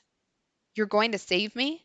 You, the people who just gave me 1,000 yen instead of taking me out to dinner on my birthday? Hell no. I'm not the kind of person who just gets saved by parents who don't even want him. My mom was yelling something, but I couldn't hear it then, and I couldn't hear it now. Shut up. You just think I'm in the way, don't you? I think the same thing. You're in my way. What could I do? What did I want to do? Why was I here? Huh? That's right. Where's Serika? I'd carried Serika on my back to get her to the hospital. I couldn't feel her on my back through the pain in my head. But I was doing what I was supposed to do. I was saving her life. Serika would understand that. She always told me what I did was right. She was always, always on my side. Suddenly, everything went white. Huh. I said, shut up. You people should just go away forever.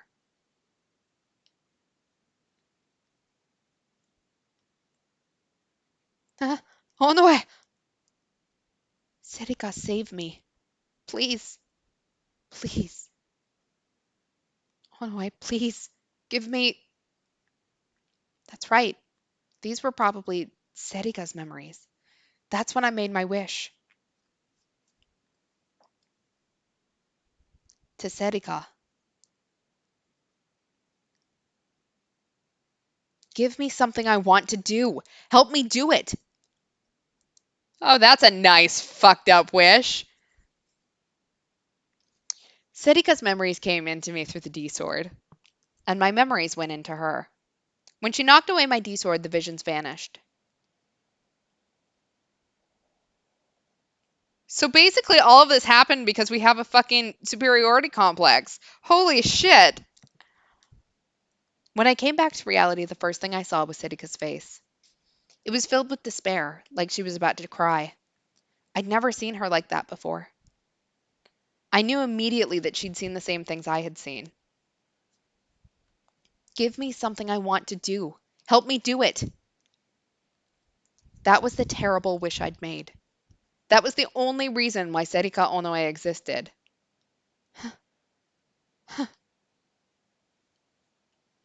Laughter filled the theater. It took me a long time to realize that it was mine. The pain from the leg my dad had broken was getting worse. But the pain in my heart was somehow worse than even that.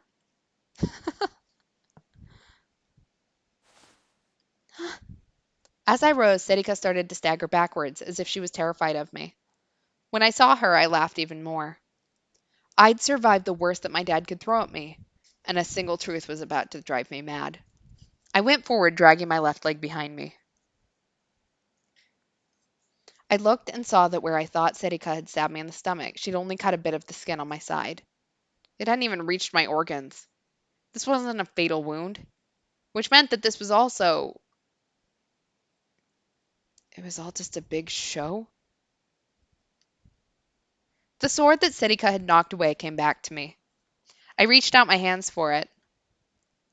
And then this ends with you declaring yourself to be the real killer? No, I guess not. That wouldn't mean that I'd solved it. It wouldn't feel real.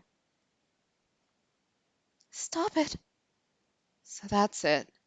Dad's job is to be the real killer. I killed Dad. Then once I think it's all over, you knock me out, and then. No, And then you.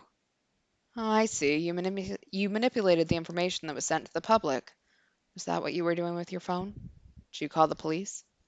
no! Even without Arimura, I could tell that she was lying. Serika was crying. She was wiping away the tears with her sleeve. She looked like a little girl.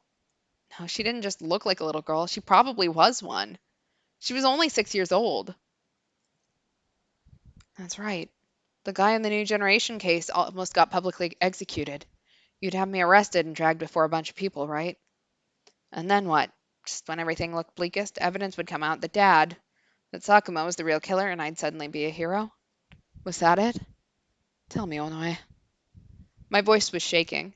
The laughter was turning into something different. Seti kept crying and didn't answer me. Tears started to fall from my eyes and my vision began to blur.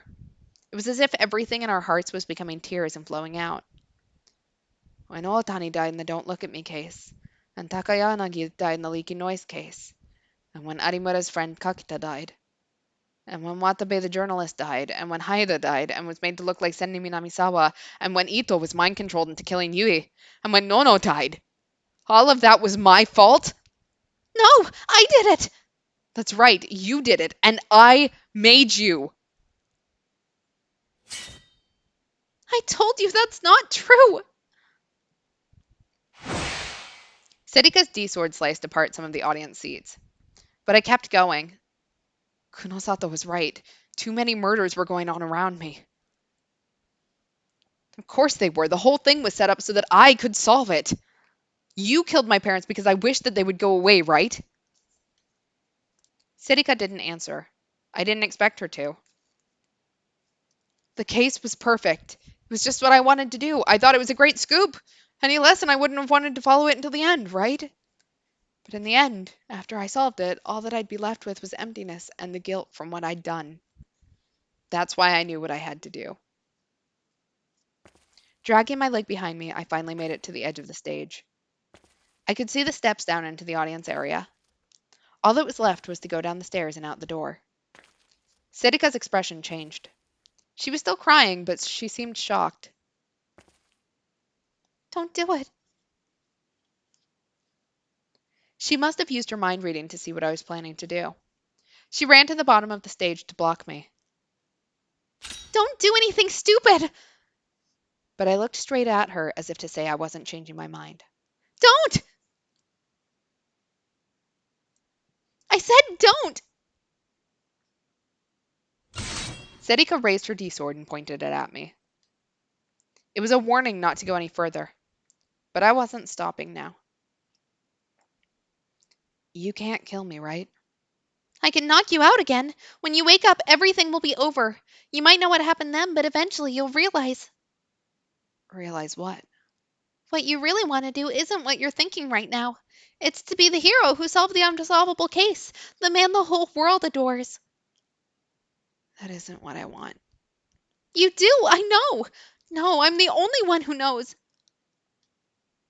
Setika's words probably came from reading the deepest parts of my heart. I wouldn't deny that.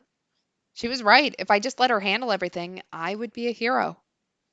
And if I kept going forward, all that awaited me was destruction. When I thought about that, it was scary. It was terrifying. But I still. Why? She was still holding the D-sword. It was clear she had no intention of letting me go any further. I grabbed the hilt of my own D-sword and raised it as well. Come on, I said to her from on top of the stage. I said the same thing to her that she'd said to me in that black prison. Come up onto the stage, said Ika Onoe. I could see her on the other side of her D-sword looking hurt. But she must have read my thoughts and realized that I wasn't going to change my mind, because she slowly came up.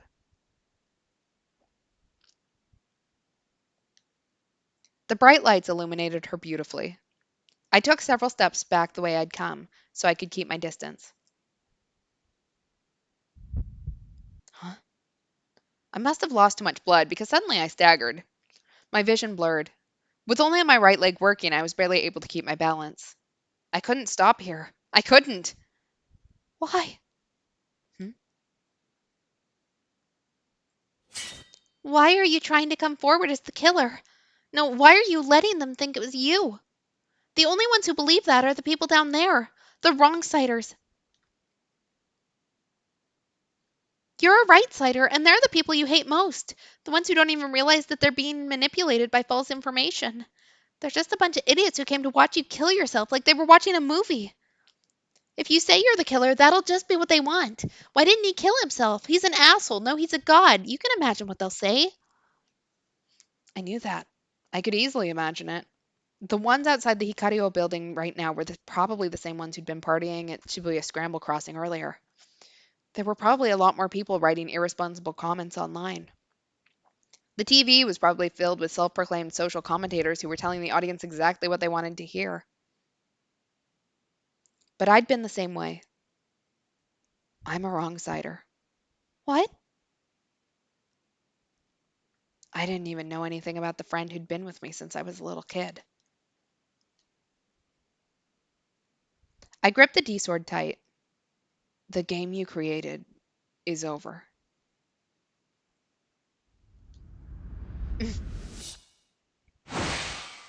The moment she hesitated, I struck myself on the back with my own powers. My vision blurred as I started to accelerate. I knocked myself forward and instantly closed the gap between myself and Serika. Huh? Caught off guard, she stepped back and lowered her blade. She was ready to swing it upward. I ignored her and brought mine down. She brought hers up. Huh?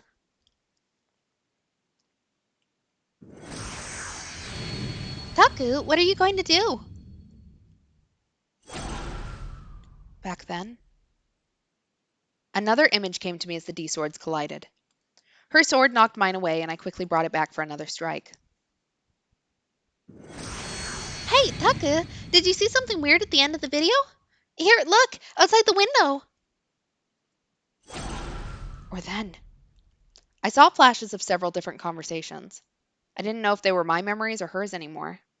But each time our D-swords collided, I saw another. Serika wasn't just a normal girl who everybody loved. She was a mastermind who'd set up this whole game for me. And she'd killed Nono and Yui just to lead me to the end.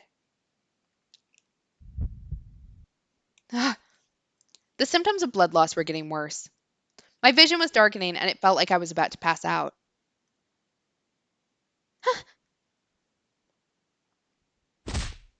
Gah!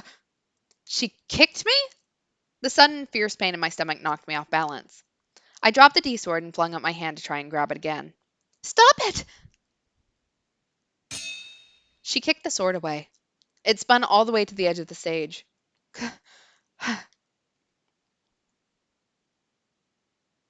Stop it! Ugh! I fought through the pain and used my powers on the D-sword. It flew high up into the air. I said stop it! Serika screamed in rage, but I couldn't stop. The D-sword spun wildly as it launched itself at Serika. Damn it!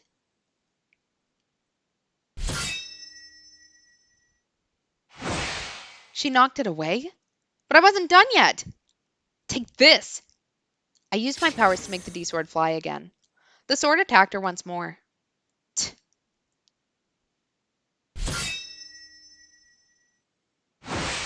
She knocked it away again? Each time it came at her, Serika knocked it down. I couldn't land an attack. Damn it, why? Why? Oh. Then I realized that she was looking at me. She wasn't looking at the sword. That's right, her power. That's why I couldn't hit her.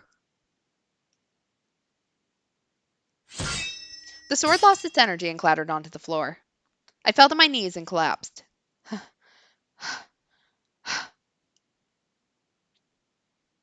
You've had enough, right?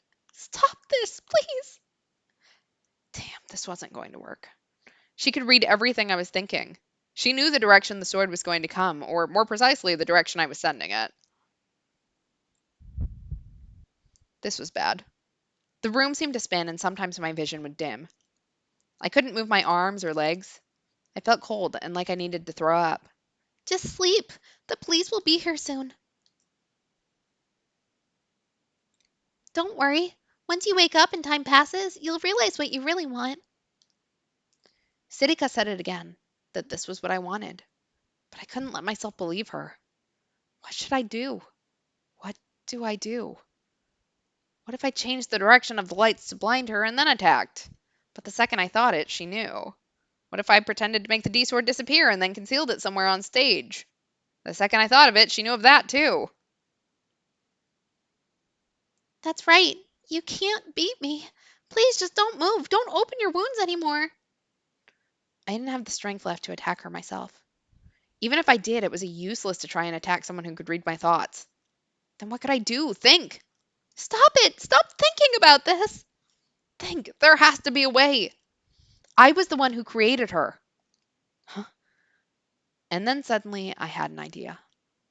Huh? Her expression suddenly changed.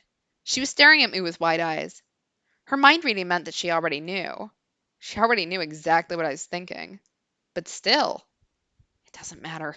Even if she can read my mind, she can't stop this. When I saw the tension on her face, I was sure of it. There was still a way I could win. Ugh, ugh. I formed a strong delusion in my mind. When I did, I was hit by a headache 1,000 times worse than when I usually normally use my powers. It was far worse than having a needle stabbed into my temples. It was like every blood vessel in my head was filled with thorns. Gah. The pain was so bad I started to vomit up stomach acid. Stop it. Please stop. Sedika tried to run over to me and stopped. She kept turning around and looking at the exit near the seats. She seemed to be uncertain as to whether she should run, which meant that this idea was going to work.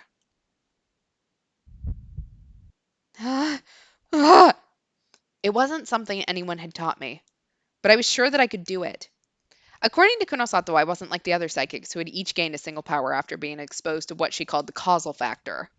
She said I might be a true gigalomaniac with the power to make my delusions into reality. And in fact, 6 years ago, I'd created Serika, a human being. Which means I should be able to do this. Don't! Of course I can, right? I twisted my body upward and screamed.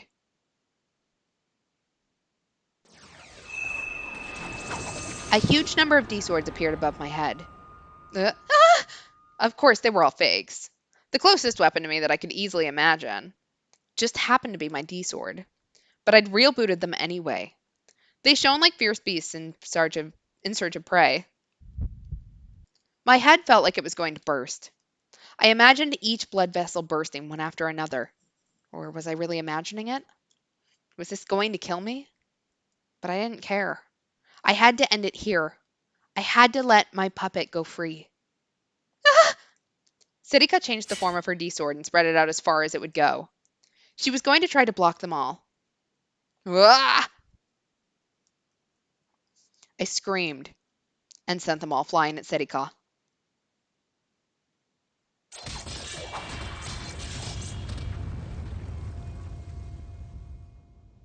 I mean, she couldn't come up with a less violent mystery because then we wouldn't have picked up on it. And so, I won this goddamn game.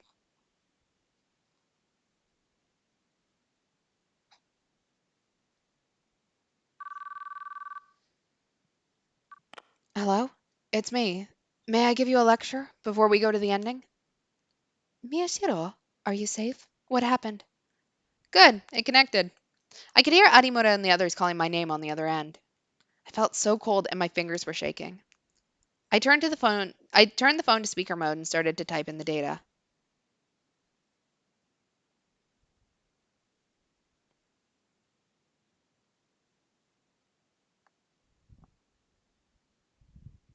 Let's say, for example, that you lived on top of a tall building.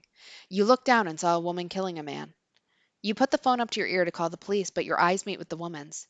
She points at you and says something. What do you think she's saying? Don't tell me you're being mind controlled.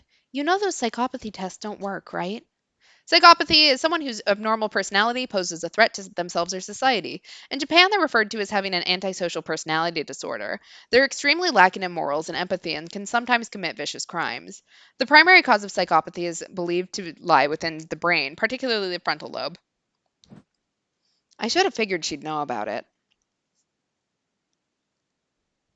A normal person would say something like, "Don't move, don't call the police." But a psychopath would say something different. One, two, three. She'd be counting what floor you're on. That's right. So that she can come kill the witness. Supposedly, it's because they're thinking from the killer's perspective, not the victim's, but there was only silence. She must have decided there was no point in answering, but she was listening.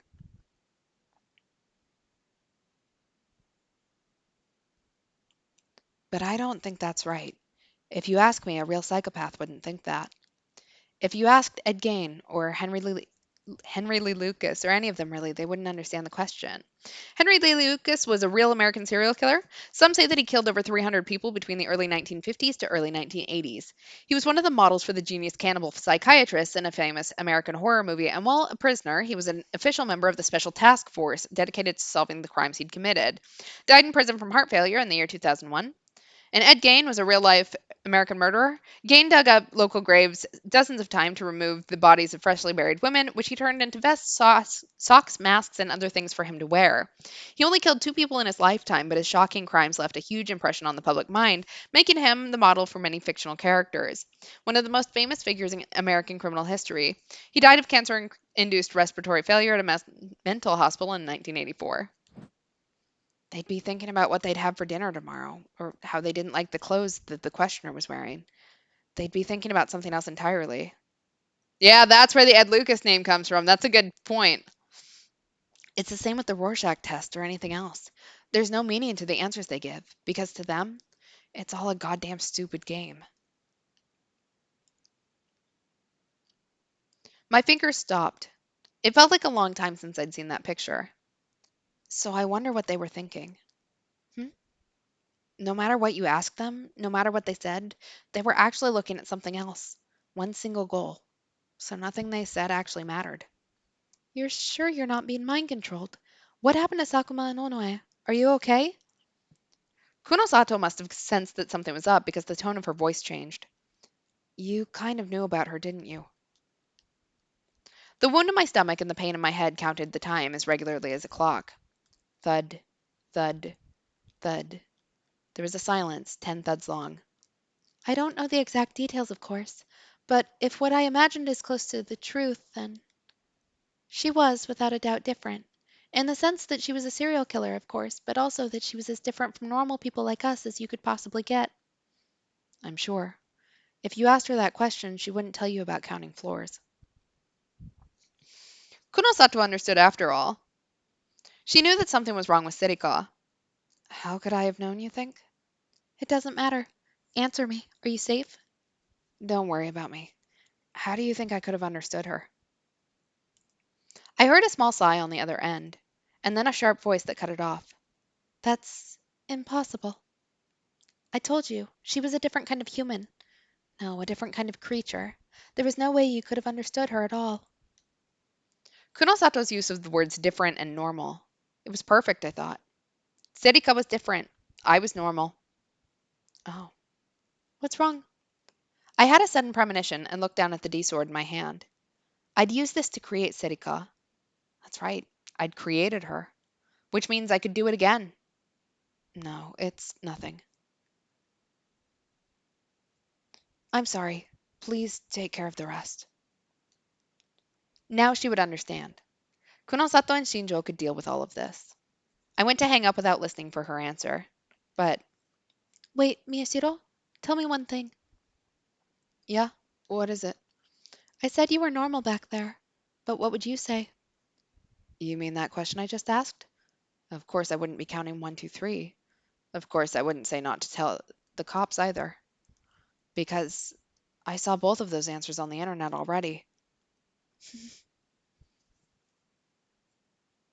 I ended what would probably be the last phone call of my life. And then I forced myself to get up despite all the blood I'd lost. Ugh. My vision blurred and I staggered, but I had to keep going. I couldn't fall over yet. I'd had an idea while I talked to Kunosato on the phone about what I really needed to do with my powers, about the one way to save her, instead of releasing her. Sirika was lying face down, unconscious. She was a mess. There was blood everywhere. But it wasn't fatal. She was breathing. She was probably just unconscious. I forced my wounded body over to her. I put both hands around the hilt of the D sword I'd been using to support myself. The sword had no weight, but I felt like I'd drop it if it didn't. If I didn't.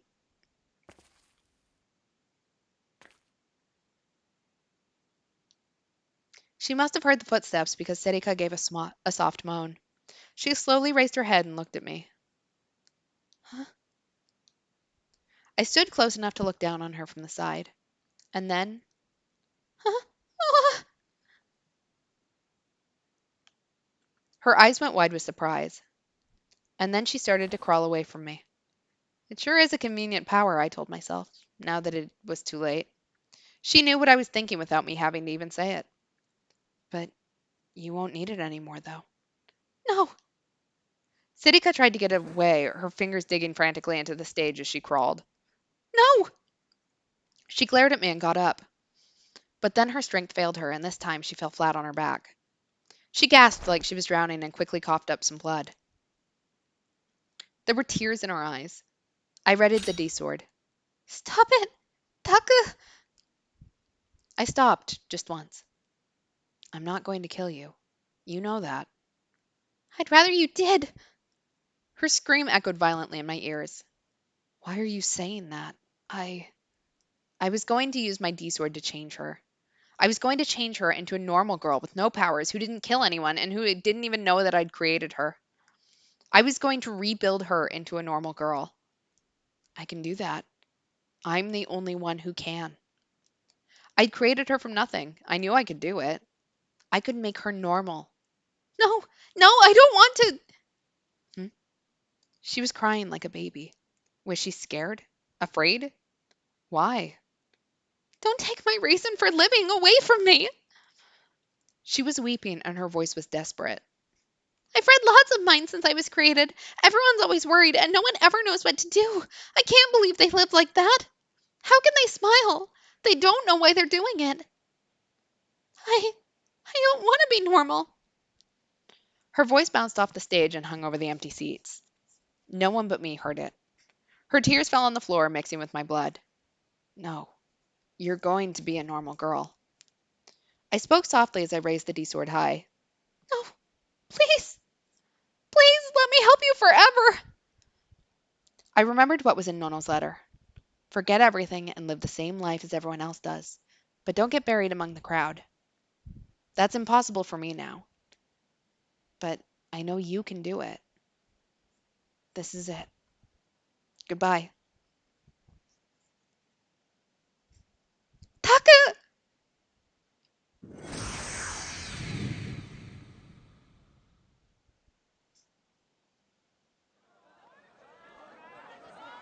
Person of interest secured. Person's name is Takurumi Yashiro, 18 years old. He's a third-year student at Hekiho Academy. We have secured Takurumi Yashiro. Person of interest is someone who's believed to possess important information regarding a crime. February 2016. 3 months later. Morning at the Children's Welfare Facility, Alba Dorm. You? I can do it on my own now. When Uki finished washing her face and came into the dining room, Yuto was already getting breakfast ready. I said I'd do it. No, you can sit down. She looked inside the kitchen and saw that Yuto had already done all of Uki's work for her. Oh, he's a good brother. Fine, she thought. I'll do the cleanup myself.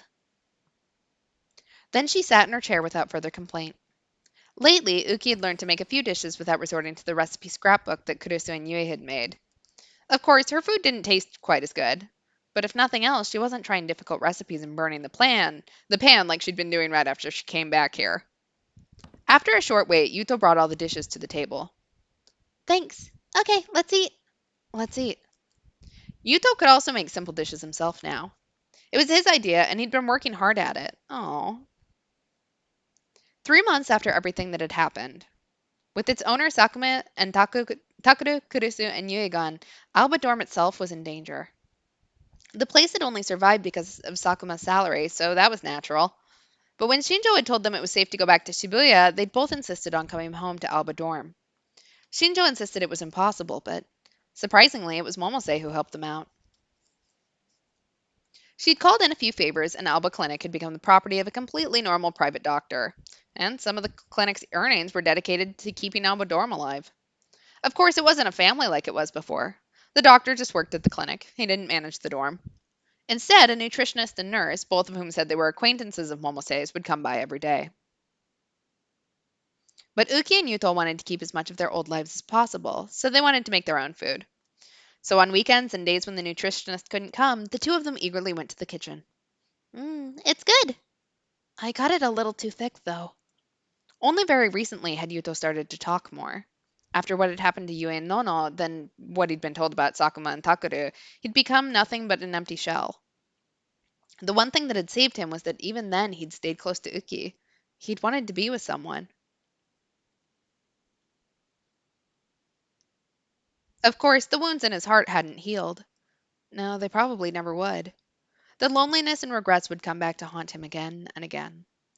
Uki herself sometimes had trouble sleeping at night. When that happened, she would go to Yuto's room because he was afraid of being alone at night, she would say, and the two of them would endure the terror together. The two of them were brother and sister, inseparable now, just like Nono and Takuru had been. I mean, in theory, yeah, we could technically reprogram Sitika into a copy of Nono. That would be horrible, yes, but we could. Oh, right, about the proposal. Yeah.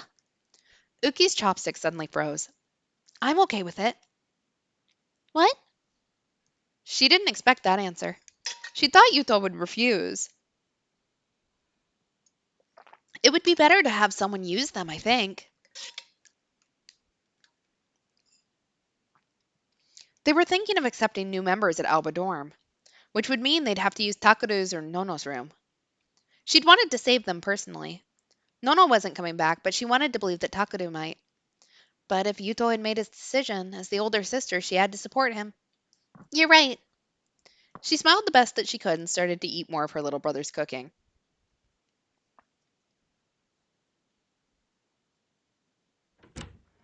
Ciao, it's Hinae. The door opened and Hinae Arimura walked into the newspaper club room.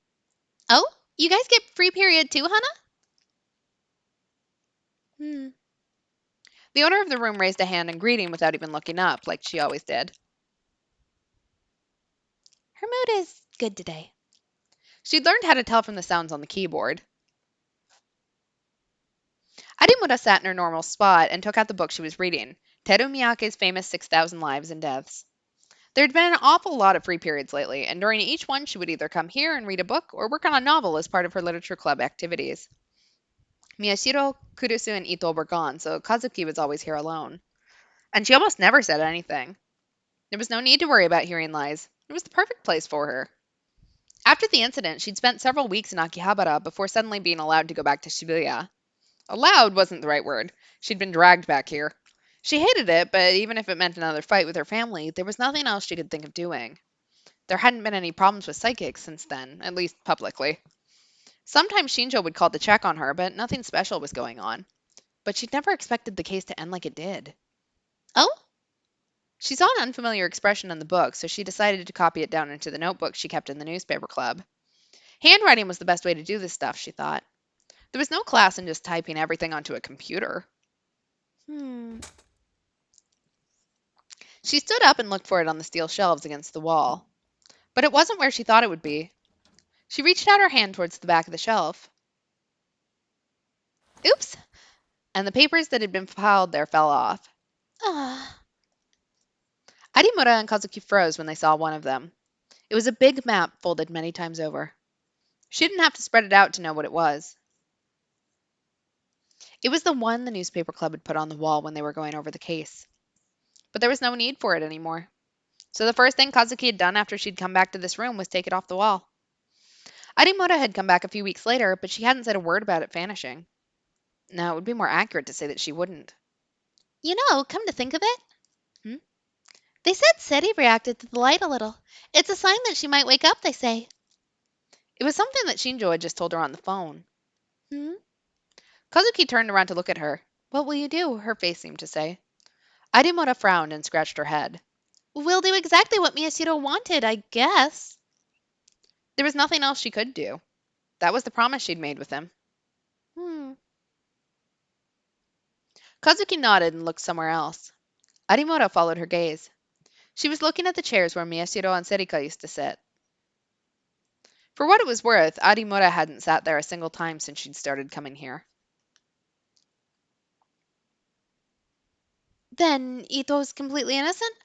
Thank God! They got him off! That was Momose's first question after hearing about what had just happened at the hospital. Correct. He really was just being mind controlled, it seemed. So it's safe to assume he has no information on the committee. Okay, maybe they didn't get him off. Maybe they just finally cleared him. The only other possibilities are Onoe and Miyashiro, but not the way things are looking, yeah. Kunosato and Momose both sighed at the same time. Sakuma was dead. They'd gone over everything he owned as well as his body, but learned barely anything. She had found, with the help of her very, very strange acquaintance in Akihabara, that Sakuma had indeed worked at the basement underage Tokyo General Hospital, but nothing else. All the data was deleted. There was no data left of Sakuma. She hated to admit it, but the committee was good at their work and fast. Even the police didn't seem to know who he was. That night, 3 months ago, she still didn't know what had happened between Miyashiro, Onoe, and Sakuma then. But if what she was imagining was correct, especially in light of her last call with Miyashiro, there was a need to question what Sirika had told her at Frisia. She'd talked a lot about the committee, but looking back, there was a good chance it was a lie used to gain Kunosato's cooperation. As proof, even after she'd taken the psychics out of Shibuya, nothing had happened. Her hacker acquaintance had checked his network and hadn't seen anything at all. With no real reason to stay in Akihabara anymore, she'd come back to Shibuya, but while she was gone, all the threads connecting Sakuma to the committee had vanished. Either she'd screwed up, or Maybe Sakuma really was no one of importance at all. which meant that they simply gave up on him when he was no longer useful. But there was a lot of equipment that had disappeared from that underground facility. Even if he was the one who'd moved it, someone else must be in charge of it now. If she could find out who that someone was, the other chances. Momose looked at Kunosato and tapped her own temples. In here, Chaos Child syndrome. You're right. That was the one route she still had open to her. It was the piece of evidence she'd chosen to use to get her revenge on the committee. That strange disease that had started showing up in certain victims of the earthquake. Her phone began to vibrate in her pocket. She saw the name on the phone and realized that it wasn't time for his usual check-in. That meant something that had happened. What is it? Onoe has February 2016.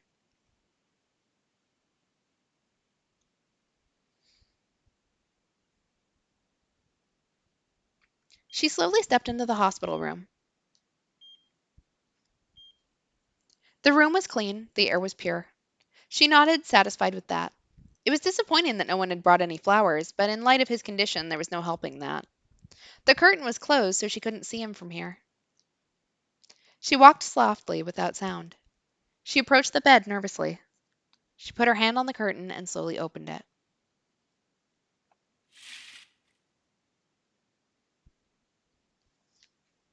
The person she was looking for was lying there. She sighed in relief, and then brought her face close to his as if giving a kiss to a loved one. She was close enough that her short hair fell on his face. He's fine. Yeah, he's fine. He's lost a little weight, But it was still the face of the boy she'd known for years.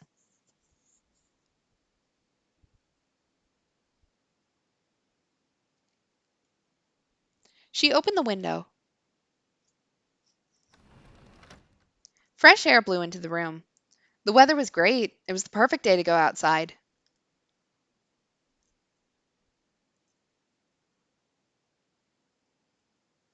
let's go, Taka.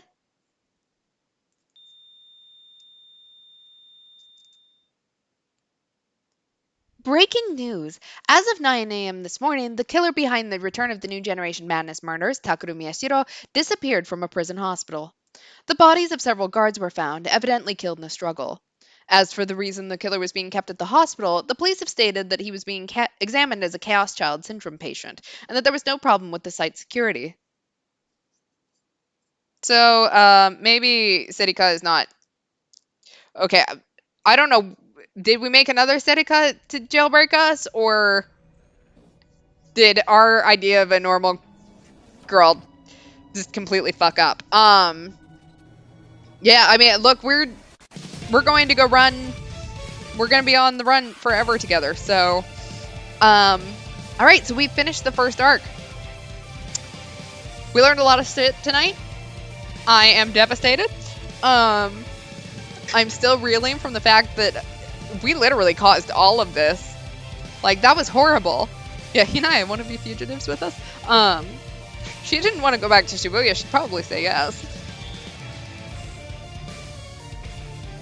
So, starting next stream, I think Arimura's route is the one that we're doing first. Let me check really quick while we're going through the credits, because I don't want to skip out on their hard work, but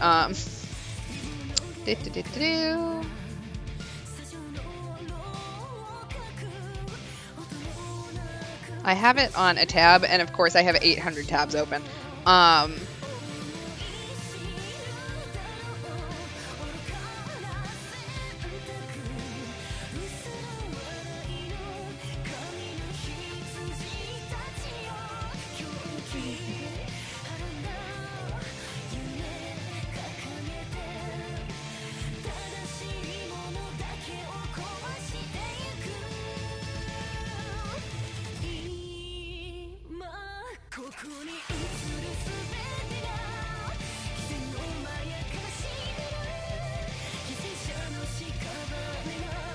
Okay, so next stream we'll start on Hinaya's route. So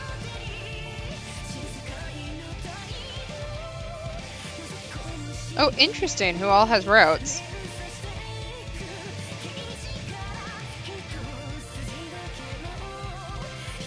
But so we will we'll start on that next stream. I know we went late. Thanks for hanging out. I have not been looking up, so I don't know how far we are through the credits.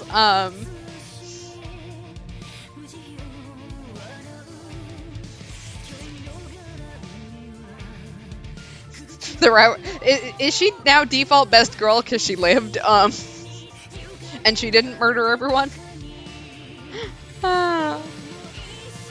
Like, let me just say the bar is on the floor. I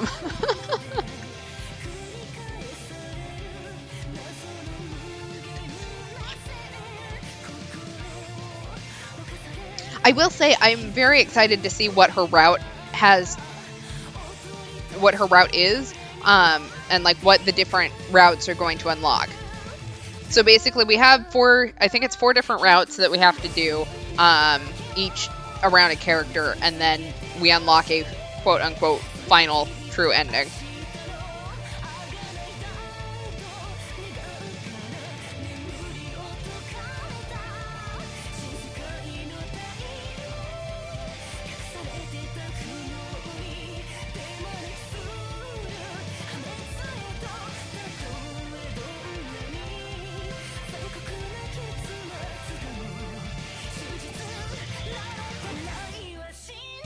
And it looks like, luckily, we will be able to skip past any text that we have already seen. So, I don't know how long it's going to take us, but...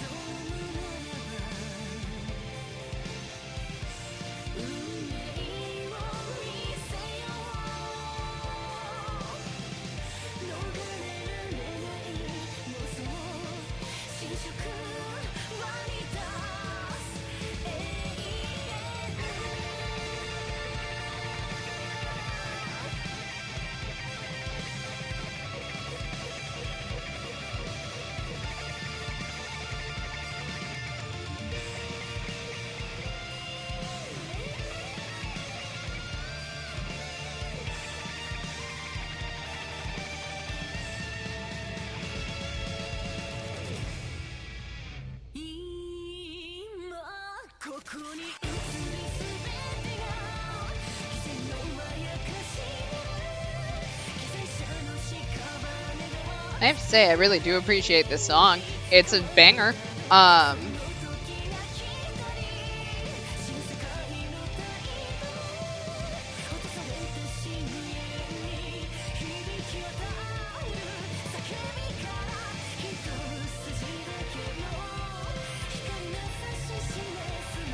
very excited to see how this fleshes out. Because I will say, I am fairly pleased with how this all went. I don't know if the song also has to be muted. I don't get a choice on this one, so which even if it does mute, so like Twitch will automatically mute whatever audio is there. And I have not discussed anything that interesting. So all right, so we finished the Oversky end. And a hidden story has been unlocked.